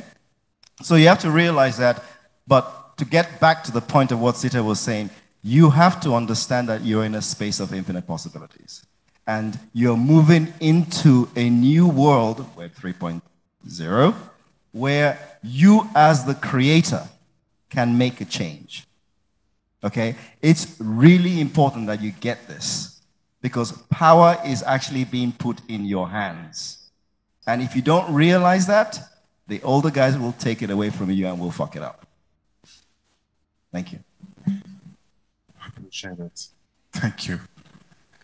I just come to think about, you know, the question about the climate change, and maybe one question I should ask myself is, what does my daily, you know, online presence contribute? Like, why am I not seeing the numbers of the Gmail servers, you know, on how much energy they spend? Like exactly what Ade was mentioning, that, you know, there might be a reason why we can't see through these like bigger systems. And at least I feel like when Ethereum is moving from, you know, the classic moving from proof of mining to proof of stake, even if that's not going to cut the energy cost totally, it's at least a development, you know, based on the users that let's try to like get around the fact that it's a waste of energy right now and to cut it. Like there's so many questions, like you say, about the big systems and vice versa. Ilja, I can add to this, sorry. Okay. Sorry. I would say, well, actually, I'll give an example. There's this one studio called The Fabricant, and they're based in the Netherlands. And what they're doing is creating digital fashion. So you can purchase a piece of clothing digitally and own it. And they're kind of really questioning ownership within the fashion world, one, but they're also questioning production and how fashion is being produced and where it's being produced around the world and how far it has to travel, so on and so on. And they have actually identified that, I'm being very specific here about the fashion industry, so this is only one sector that I can comment on. And they discovered, after measuring all of their energy usage, time they've spent on their laptops and computers to generate all of this artwork, that actually creating a digital piece of fashion was less harmful to the planet than it was to create it physically. And I think that has to do a lot with our supply chains and how that is so disruptive and like problematic, especially when it comes to the fashion industry. And also like how much control you can have over like creating something digitally, because you can do that in your own studio space, and therefore like lacking few issues around that as well. So the time spent doing that in comparison to creating a sample for a garment is less in a digital space than it is in a physical space. But they would be a really interesting studio to kind of connect with and to understand like how they've actually been able to deliver such kind of, I don't know, data around that as well. But that's very specific to fashion. That's crazy. I was just seeing Edgar smiling a little bit here. Maybe you could share your point of view, and maybe especially the future of Ethereum or whatever other system you are looking at as they continue to expand, as they continue to, you know, become more art and whatnot. Like, where are we going, Edgar? Yeah, so right now, like all the technology that we're using is very early, so they're not very efficient, and especially with the like the climate impact that we're also having. It's like NFTs themselves don't harm the climate so much. It's producing these blocks through proof of work is what's harming the planet a lot. But like even without NFTs, Ethereum or Bitcoin is still producing blocks. It's still harming the planet. But like the biggest change is probably, so I'm mostly active on Ethereum, but Ethereum is very inefficient right now. It's not very scalable. It's slow. It's expensive. It's not very like climate friendly. But they are. What's good with Ethereum is that they are working to change that, and they are working on a ETH 2.0, which will remove the proof of work mechanism that is harming the planet. So we just need to give it a bit more time for the technology to improve. And like a lot of people say that even the harm that it's doing right now, that like we should stop it, like we should prohibit it. That's not normal. But like the main reason why crypto has so much kind of like hate against with the climate topic is because in crypto everything is transparent. Everyone can see how much it consumes energy. We do not have this transparency in most other fields. So it gives like an easy surface for people to attack because everything is transparent. But if we could take numbers from other sectors, may it even be banking or whatever, then we could also like compare how much of impact like this has for the economy. And another thing is that crypto is not wasting energy because it provides value for a lot of people. It's like if you don't believe in crypto, then for you this is wasting. Like it's wasting, the technology is wasting all the resources. We should not do that. But there are a lot of people for whom it does provide value, and even the amount that it's like using right now, the amount of energy, like for them even like this is not considered wasted resources. But yeah, definitely it's improving, and we should do everything we can to make the tech more scalable and less like resource demanding. Oh, yeah. Maybe there's also something to comment around electronic waste as well, and like where that's being dumped, because what's happening with that is unfathomable, I would say. And I think, well, there's lots of electronic waste being dumped in countries in Africa, for example, and then also out in Mongolia and, you know, outskirts of China and all sorts of places where they're kind of having to be lumped with it, and it's radioactive, and there's just so much harm that comes of this. And I think it feels like what's happening is the software or the hardware is being designed in Europe and North America, for example. It's then being manufactured in Eastern countries, and then it's being sold back to a lot of the countries in like Europe and North America and so on, and much wider, obviously. But then what happens is like once it's discarded and disposed of, it's like then dumped in like countries in Africa and outskirts of China and so on. So it feels like a very colonial issue still that we're kind of dealing with and processing. So I feel like a lot of the systemic issues are still in play when it comes to like the manufacturing of these goods, and like how it's kind of still attached to something that is trying to create something which Edgar actually succinctly put, that is transparent. So there's still a bit of blurriness around that. And I think if the systemic issues around production and manufacturing can be changed. We got a lot of things, but it'd be great if Femi, you want to go. You can also get some feedback from the audience. Any thoughts and points so far from this evening? You're more than welcome to hop on as well. So I guess very quickly, like we said, this is a space of opportunity. So instead of like seeing that, oh, this is a problem, we should see a solution. Because let's look at Bitcoin, for example, or Ethereum, for example. There's so many problems with scalability, so many problems with so many things. But that's where we see all these other blockchains like Polygon coming as a layer 2 solution for like ETH. So I think like we should focus now. This is our opportunity to be able to change something. Very short, very sweet. Done. Yeah, I agree. Absolutely. Yeah. And I think I think climate change, environment stuff, that's a huge issue, and I don't even want to start.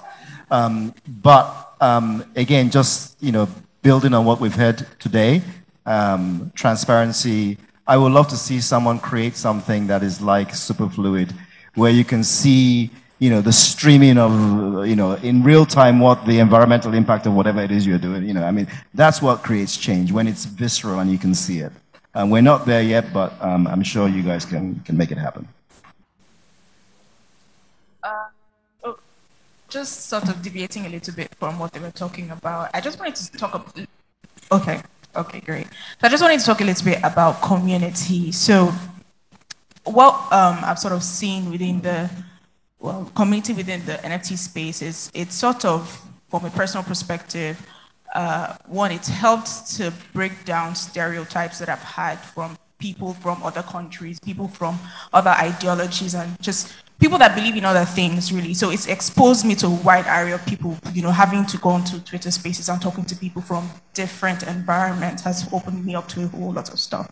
And then within the Nigerian NFT community, we've seen a whole lot of collaboration. It's crazy. I've never seen artists collaborate with each other as much as I have within the NFT space. So it's sort of breaking those barriers, creating new ways to doing things, and then also you see artists buying works from each other. It's like, I've seen you in this space, I know your work, I love your work, do you know what, I want to get it. So just on what the last panel mentioned, some of the reasons why they buy utility, and also just liking the work because you want to collect it, not because you see it as a long-term investment, but it's more or less like mimicking why and how people buy work within the traditional space. So all those things have just been really great to see within this current era that we're in. So yeah.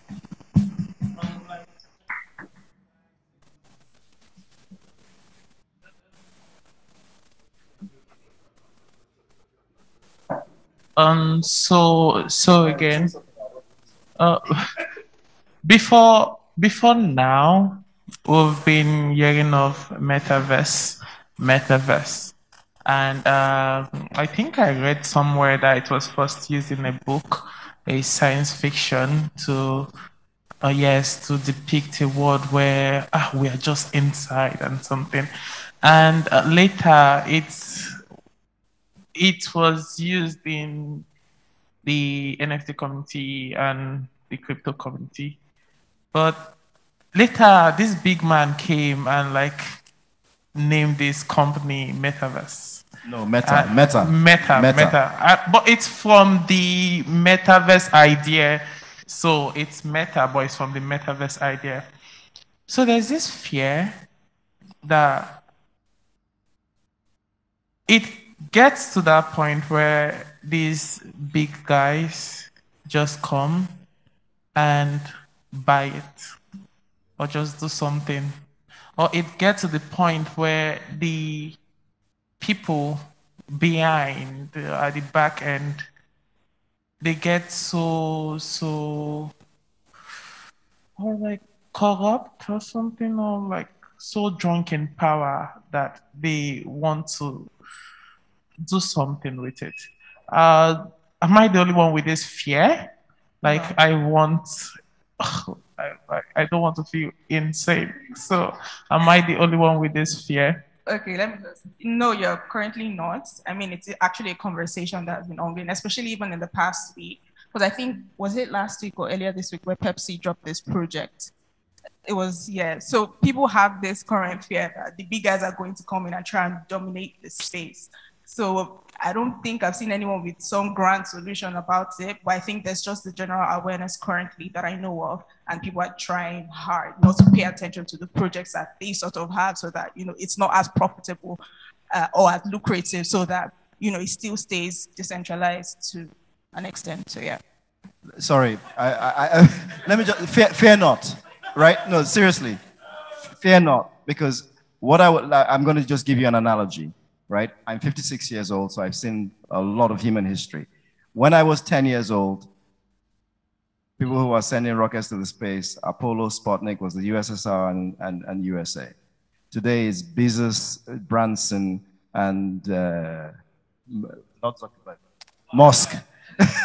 Musk. Okay, and I use that as an example. And what's actually happening is that wealth and money is actually percolating down. So there are more billionaires today than there were before, and that trend will continue, right? Which essentially means that it's slow, yes, and they have an enormous amount of wealth compared to everybody else, but the trend will continue, which means that you can go to more sources for money, and that money will have different values, not just a singular value. So things will even out, so don't be afraid, do your shit, and just change the fucking world. Done.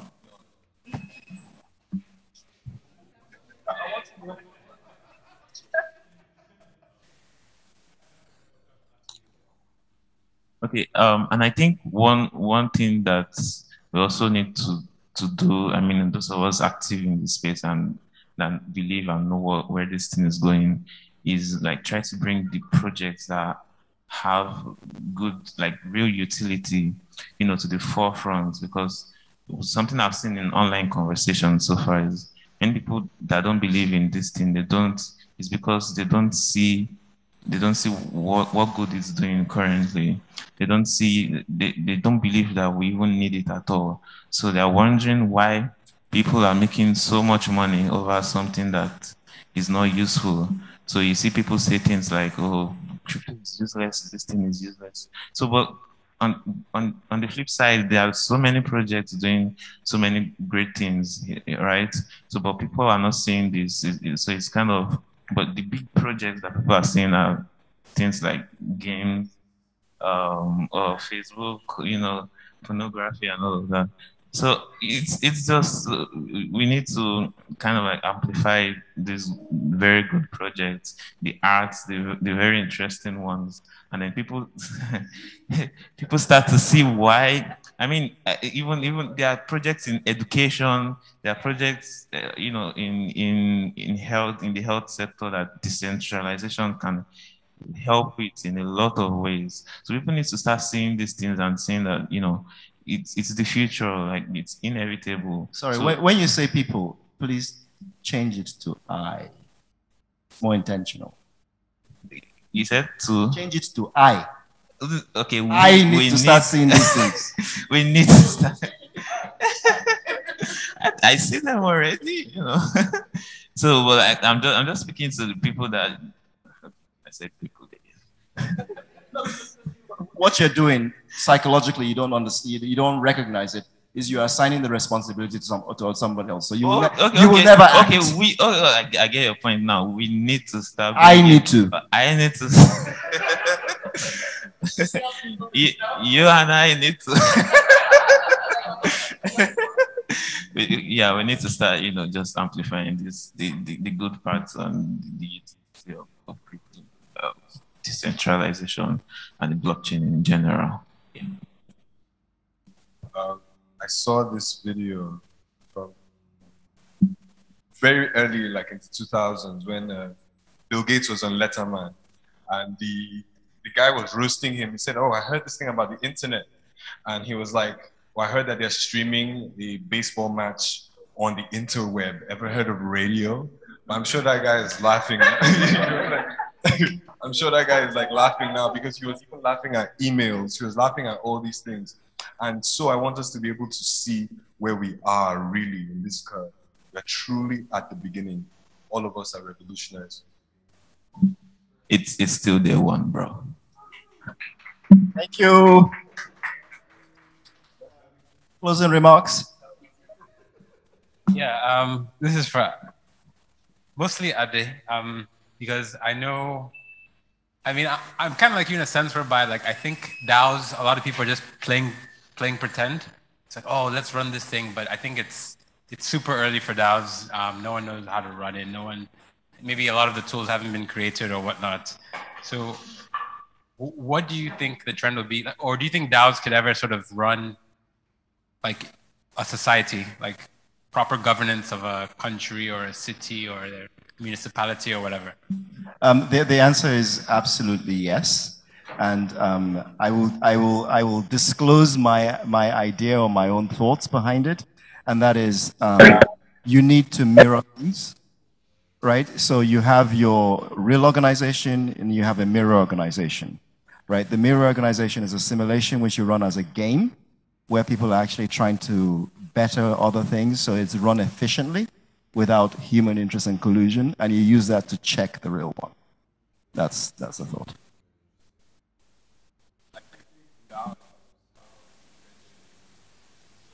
My head, how eventually it could run a system is if we could put a limit to how much somebody can control. Like you said, if somebody comes to capital and buys 50%, they own the DAO, essentially, like they are the president.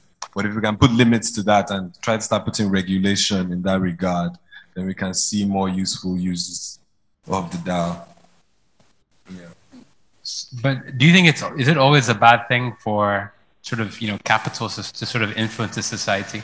Not really to me, because like we could be the ones with capital and we could be the ones changing the idea. So it just depends. It just depends on where. I think it's a bad thing. I think it's no. Let's just face it. Okay, there's not been that much, you know, of human history where we've been industrialized, right? All this stuff, that issues we're talking about, you know, pollution and stuff like that, it didn't exist before 1870, right? You know, 100 years later, you know, petrochemicals and plastics were discovered in the 50s. Okay, now if I took your blood sample, you have microplastics inside you. Okay, so the way we've organized the world is to promote the interests of people with capital and to promote greed and to promote consumption, which we call globalization. I don't want to go on too long, but you know, there needs to be a change. That model is broken, very, very, very broken, and we need to understand it. You know, if you're the kind of person whose ambition is to replicate that, you need to go check yourself. Yeah, I totally agree, and I think the model of DAOs that would really be beneficial to the society and solve all these problems are those that are based around user contribution. Like you get your weighted based on your activity within the DAO and your relation to others, not by capital and, you know, how much. Yeah. Social currency, you know, some other form of currency. Like you walk into, you know, a clubhouse room or anywhere. People have been talking about collaboration, right? What gives you the right to command, you know, someone's interest in collaborating with you is quite magical, right? It's about what you contribute, you know, what you have said, what you have done, or, you know, the value people have already extracted from your words. They want to immediately give back. I just did an exhibition. I had 4 international collaborations. A guy from Japan, an Israel Design Institute, a PR lady from the US, and an entrepreneur from Singapore, all within the space of 4 weeks. You know, so there's something going on that we need to really understand, and that is, you know, the way that we're assigning value and what is the real currency is not monetary. It's something else. We haven't figured it out yet, but, you know, continue to explore. Magic.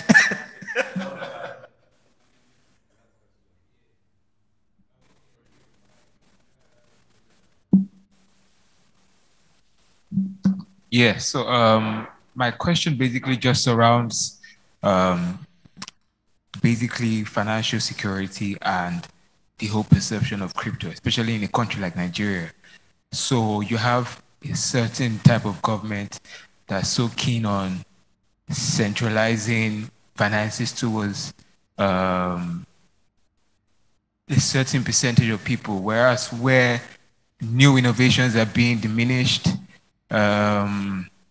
new ideas are being crumbled, again, you see them going back to reform these ideas and put it out on platforms where they're still going to make the huge certain percentage. That's why when they banned cryptocurrency, they came up with an Naira wallet and all of that stuff.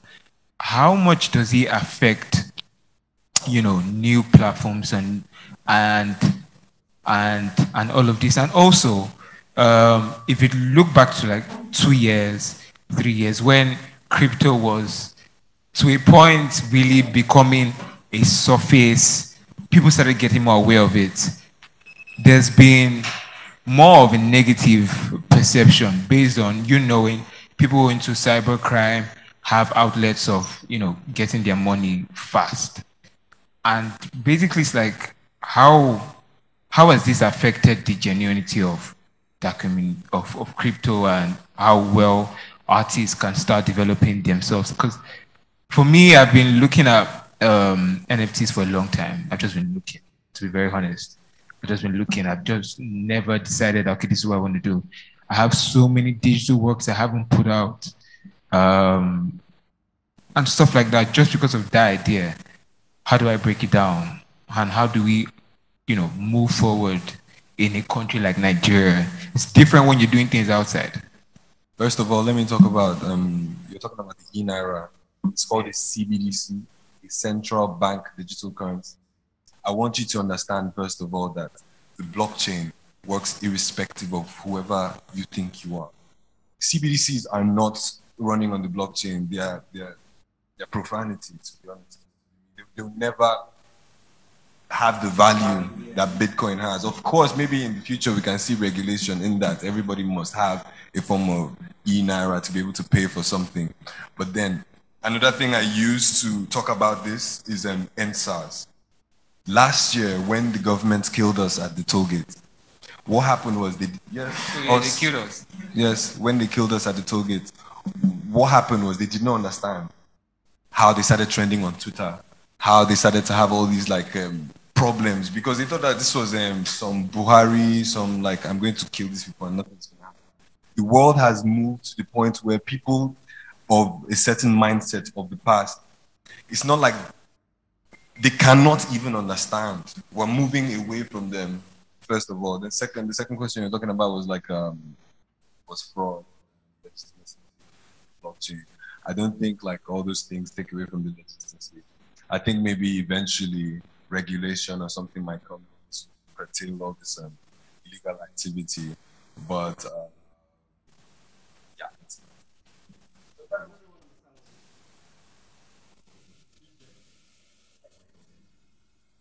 So you've all been educated to recognize this, right? Which essentially means that you've been programmed for a permission economy. Okay? Where you're heading is a passion economy.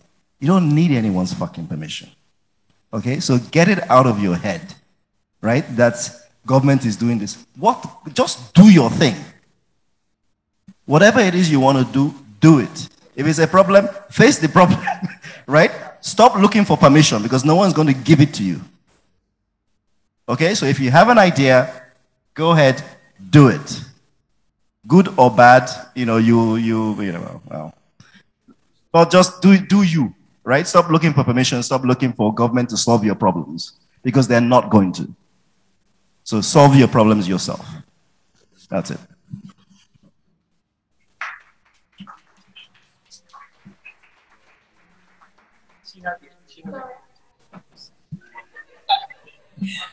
Hi.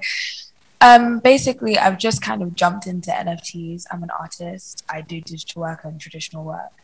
And as someone who's new in the space, it can be quite daunting seeing everyone do so well. And then you're just kind of there like, hey guys, I have my NFT, like someone noticed me. So yeah, how would you kind of advise someone who's just started out in NFTs to like kind of engage in the space and actually like gain visibility?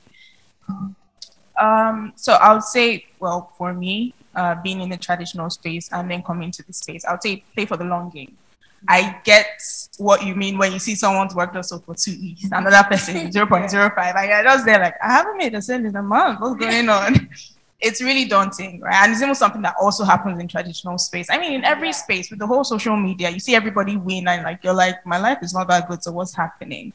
So I would say what you can do is create a balance, because I guess people always talk about their work. So I'm not a fan of that. So I don't want to say you do that, but I would say be more strategic where you're active within a particular community that you care about. So for example, my work ties to mental health, talking about human emotions. I like documenting my emotions through art. That happens both my traditional work and my digital work. So I would be more involved with communities with mental health, people that like talking about their emotions, what happens with them, right?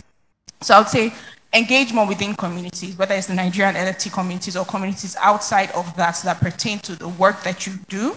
So talking in spaces and just building genuine connections. Someone that likes your work will buy it, nonetheless. So just think about the long game. I know there's this whole surge that's happening at the moment and people shilling all the time, but think about it long game. Think about your brand, your name that you're building as an artist.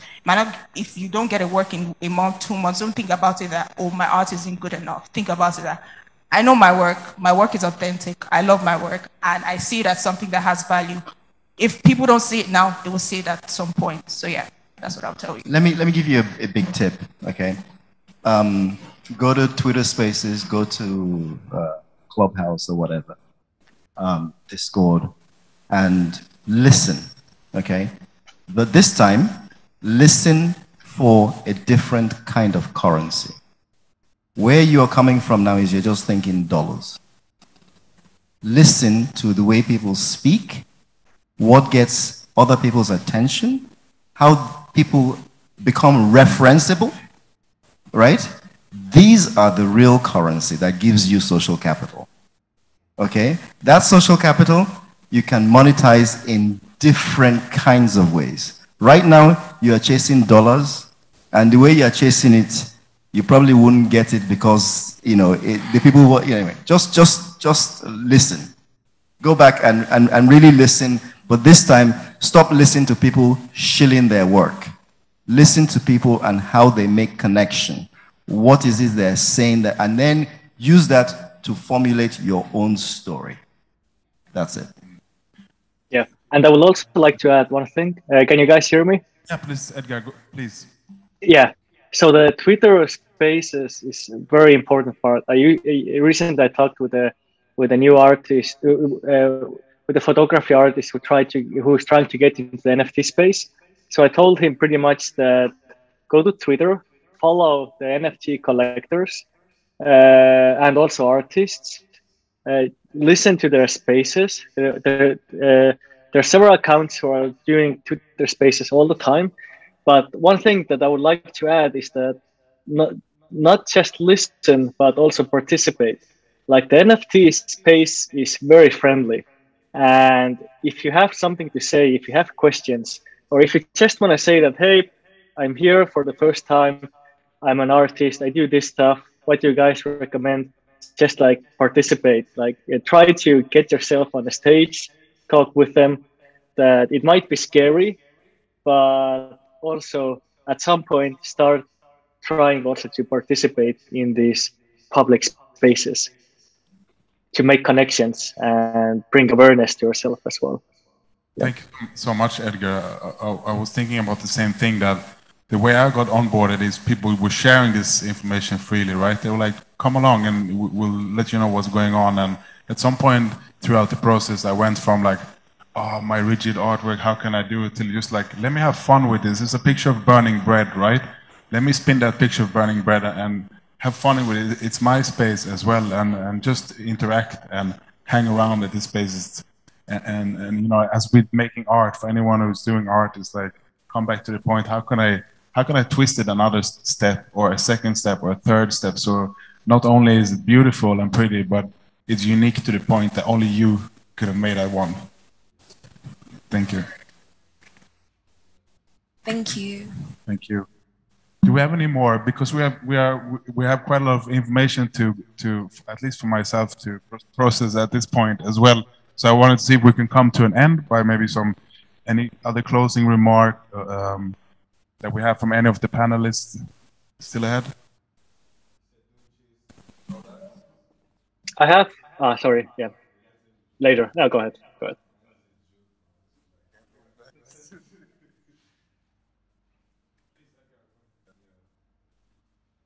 All right. So yeah. Okay. So one thing that I wanted to say quickly is that the NFT space is so early in the space. The downside to it is that maybe the technology is not ready yet. There are not enough materials to read upon. But the good side is, and what everyone should take advantage of, is that the space is so small. Like the amount of collectors that you have, they're all reachable in Twitter. Like 5 years from here, there will be like probably like millions, tens of millions of people trying to get attention. But right now, it's a lot less people trying to get attention. So again, like be active, be in Twitter, be active, because everyone are very welcoming right now, and hopefully in the future as well. So it's very easy to reach people. You just have to show up, show yourself, talk, participate, engage with others, and you can do all of that in Twitter. Like Twitter is probably your best friend if you want to sell your artwork and learn more as well. But yeah, that's it from my side. Thank you. Mine was. You said don't chase USD, chase ETH. Okay, so rounding comments. I will repeat. seek first to understand before you're understood, right? It helps you frame. Don't be shy. Your voice is a tool, okay? So you communicate empathy and various things with your voice because nobody can see you. Yeah, no one can see you. It's not like this space, right? And then experiment, go out, make new work, and yeah, just do it. Don't be shy. You literally, like he said, you are the pioneer. And I remember the other thing. You were at the pioneering stage. The other thing I would ask you to remember is that no one has referred to it yet, is that the blockchain is living memory. Whatever you put on the blockchain, you cannot take off the blockchain. Okay? So there are various people who can decide they want to do a strategy from a timestamp point of view, right? I want to show how I evolve as an artist, right? So that becomes a meta story, right? So you can choose that as a direction. And then you don't have to be so intentional or shy about what you do. It's more kind of like every week I'm going to, or every month I'm going to, because it's the timestamp of my evolution. So understand the space, don't be shy, participate, listen, learn, thrive. So for me, parting words would be just, everyone should just remember it's day one. It's still day one. It's still early days. So we should just like calm down with the whole FOMO thing. It's like currently in my industry, software engineering is kind of a thing where engineers are just trying to rush into Web3 space and like transition from Web2 to Web3 quickly.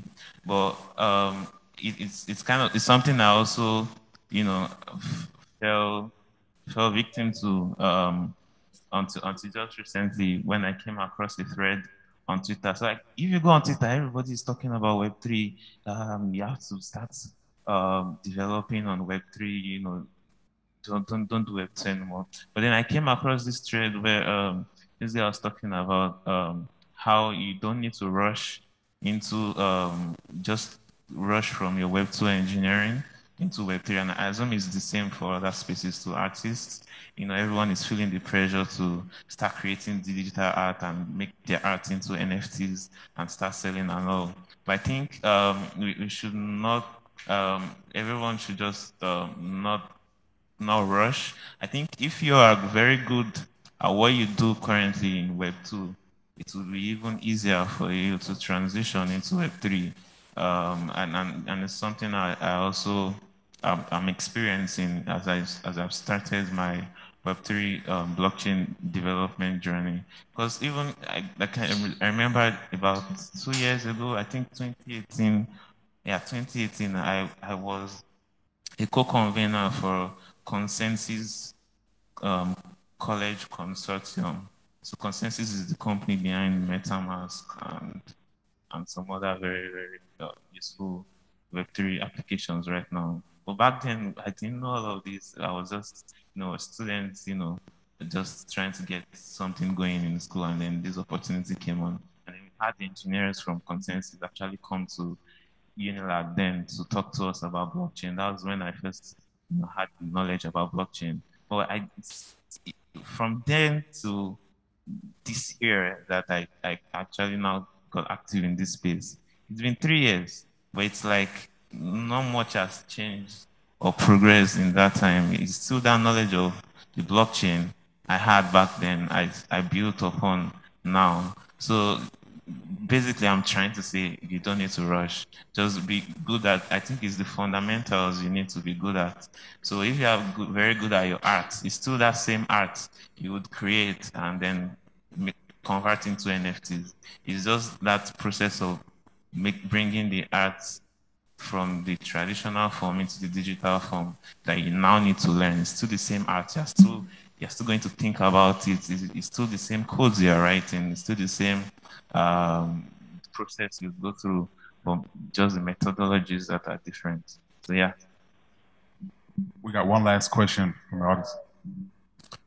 Good day.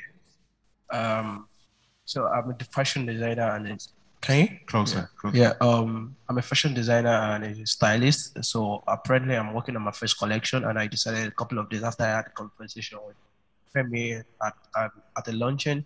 So I was thinking of putting my first collection on NFT, and I had this conversation of having this curiosity of, even though I put my collection on NFT, how long or what happens if I should die on inheritance?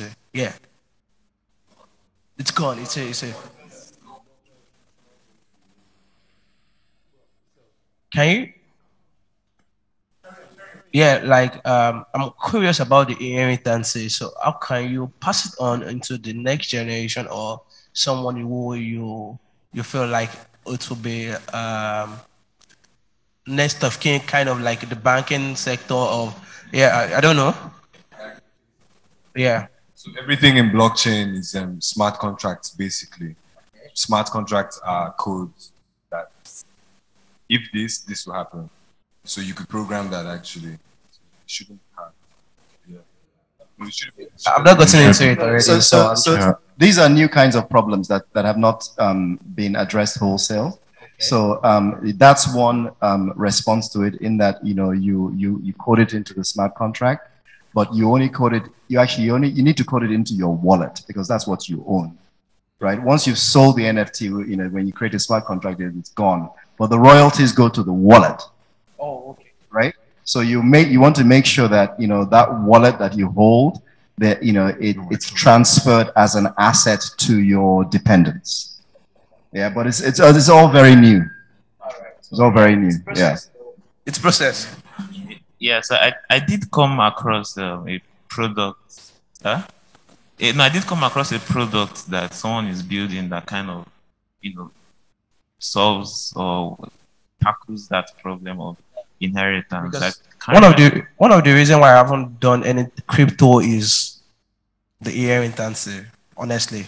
Yeah. Now you're a young man, please. Just that's don't let that stop you. No, don't let it stop you. Excuse me. First and foremost, I'm a person. I'm an artist in person, and I believe in death. Like, I can die tomorrow, and we can't always say, oh, there's anything sure that we're gonna wake up tomorrow. Do you get? So it's kind of, now let's say Wizkid, and he has built his life on his own career and everything, and he probably put it on kind of sort, like, do you get? And he died, and everything just went gone, and he's like, oh, his whole family is broke. Do you get what I'm saying? So you should be curious. It's just like we're trying to talk about security in our own family, and can you see all lot of work in 10 years, and the way he's built it till 2, and everything just went in 1 second after his death. Do you get what I mean? So it's kind of what we should think about, because it's one of, you can't compare what you're saying about the real estate thing and everything. These are physical assets that we could get, because apparently I'm reading about financial stability and all that. Do you get? So there's so many things you should be curious about, and so many things that will not make average person to invest into this. Because people like me would like, oh my God, I'm coming from somewhere that no one knows me, and I'm trying to build a life. Do you get what I'm saying? So how do you now, and you're not getting a consistent money from somewhere, you have to pull it out from any angle, anywhere to make the whole life together. Do you get what I'm saying? So you have to be like, if I should die, so yeah, you have to be practical about it. Believe me. I understand what you're saying, and they're very real issues. Yeah. Right? But you have to be practical, right? If you mint an NFT today, okay, the chances are nobody knows who you are. Okay. Nobody knows that NFT exists, and that NFT will not sell. No, I'm just explaining the way it really works in reality. Okay, so after a while, when you've done enough activity, you sell your first NFT. Okay, you've sold one NFT, that money goes into your wallet, right? You have a residual in terms of the royalties that if the owner of that NFT sells comes to you. Okay, that's one NFT. I don't think you'll be selling it for $300,000 as a first transaction. Maybe you'll be fortunate. So it will take time. So what I'm saying to you is that start today, right? The risk is so small now, but be mindful of those things. And by the time you have gotten to the point where you have a substantial amount of digital assets, hopefully the solution would have been created, or you would have figured out the solution yourself. Okay. So don't let it stop you entering the space, is the point I'm trying to make. Well, first and foremost, I need to get this clear. Sorry, can you hear me? Yeah. So for over years, and I've studied financial status of humanity and how people go broke, and you get what I'm saying. And recently, I think, what's it called? The top one, the cryptocurrency,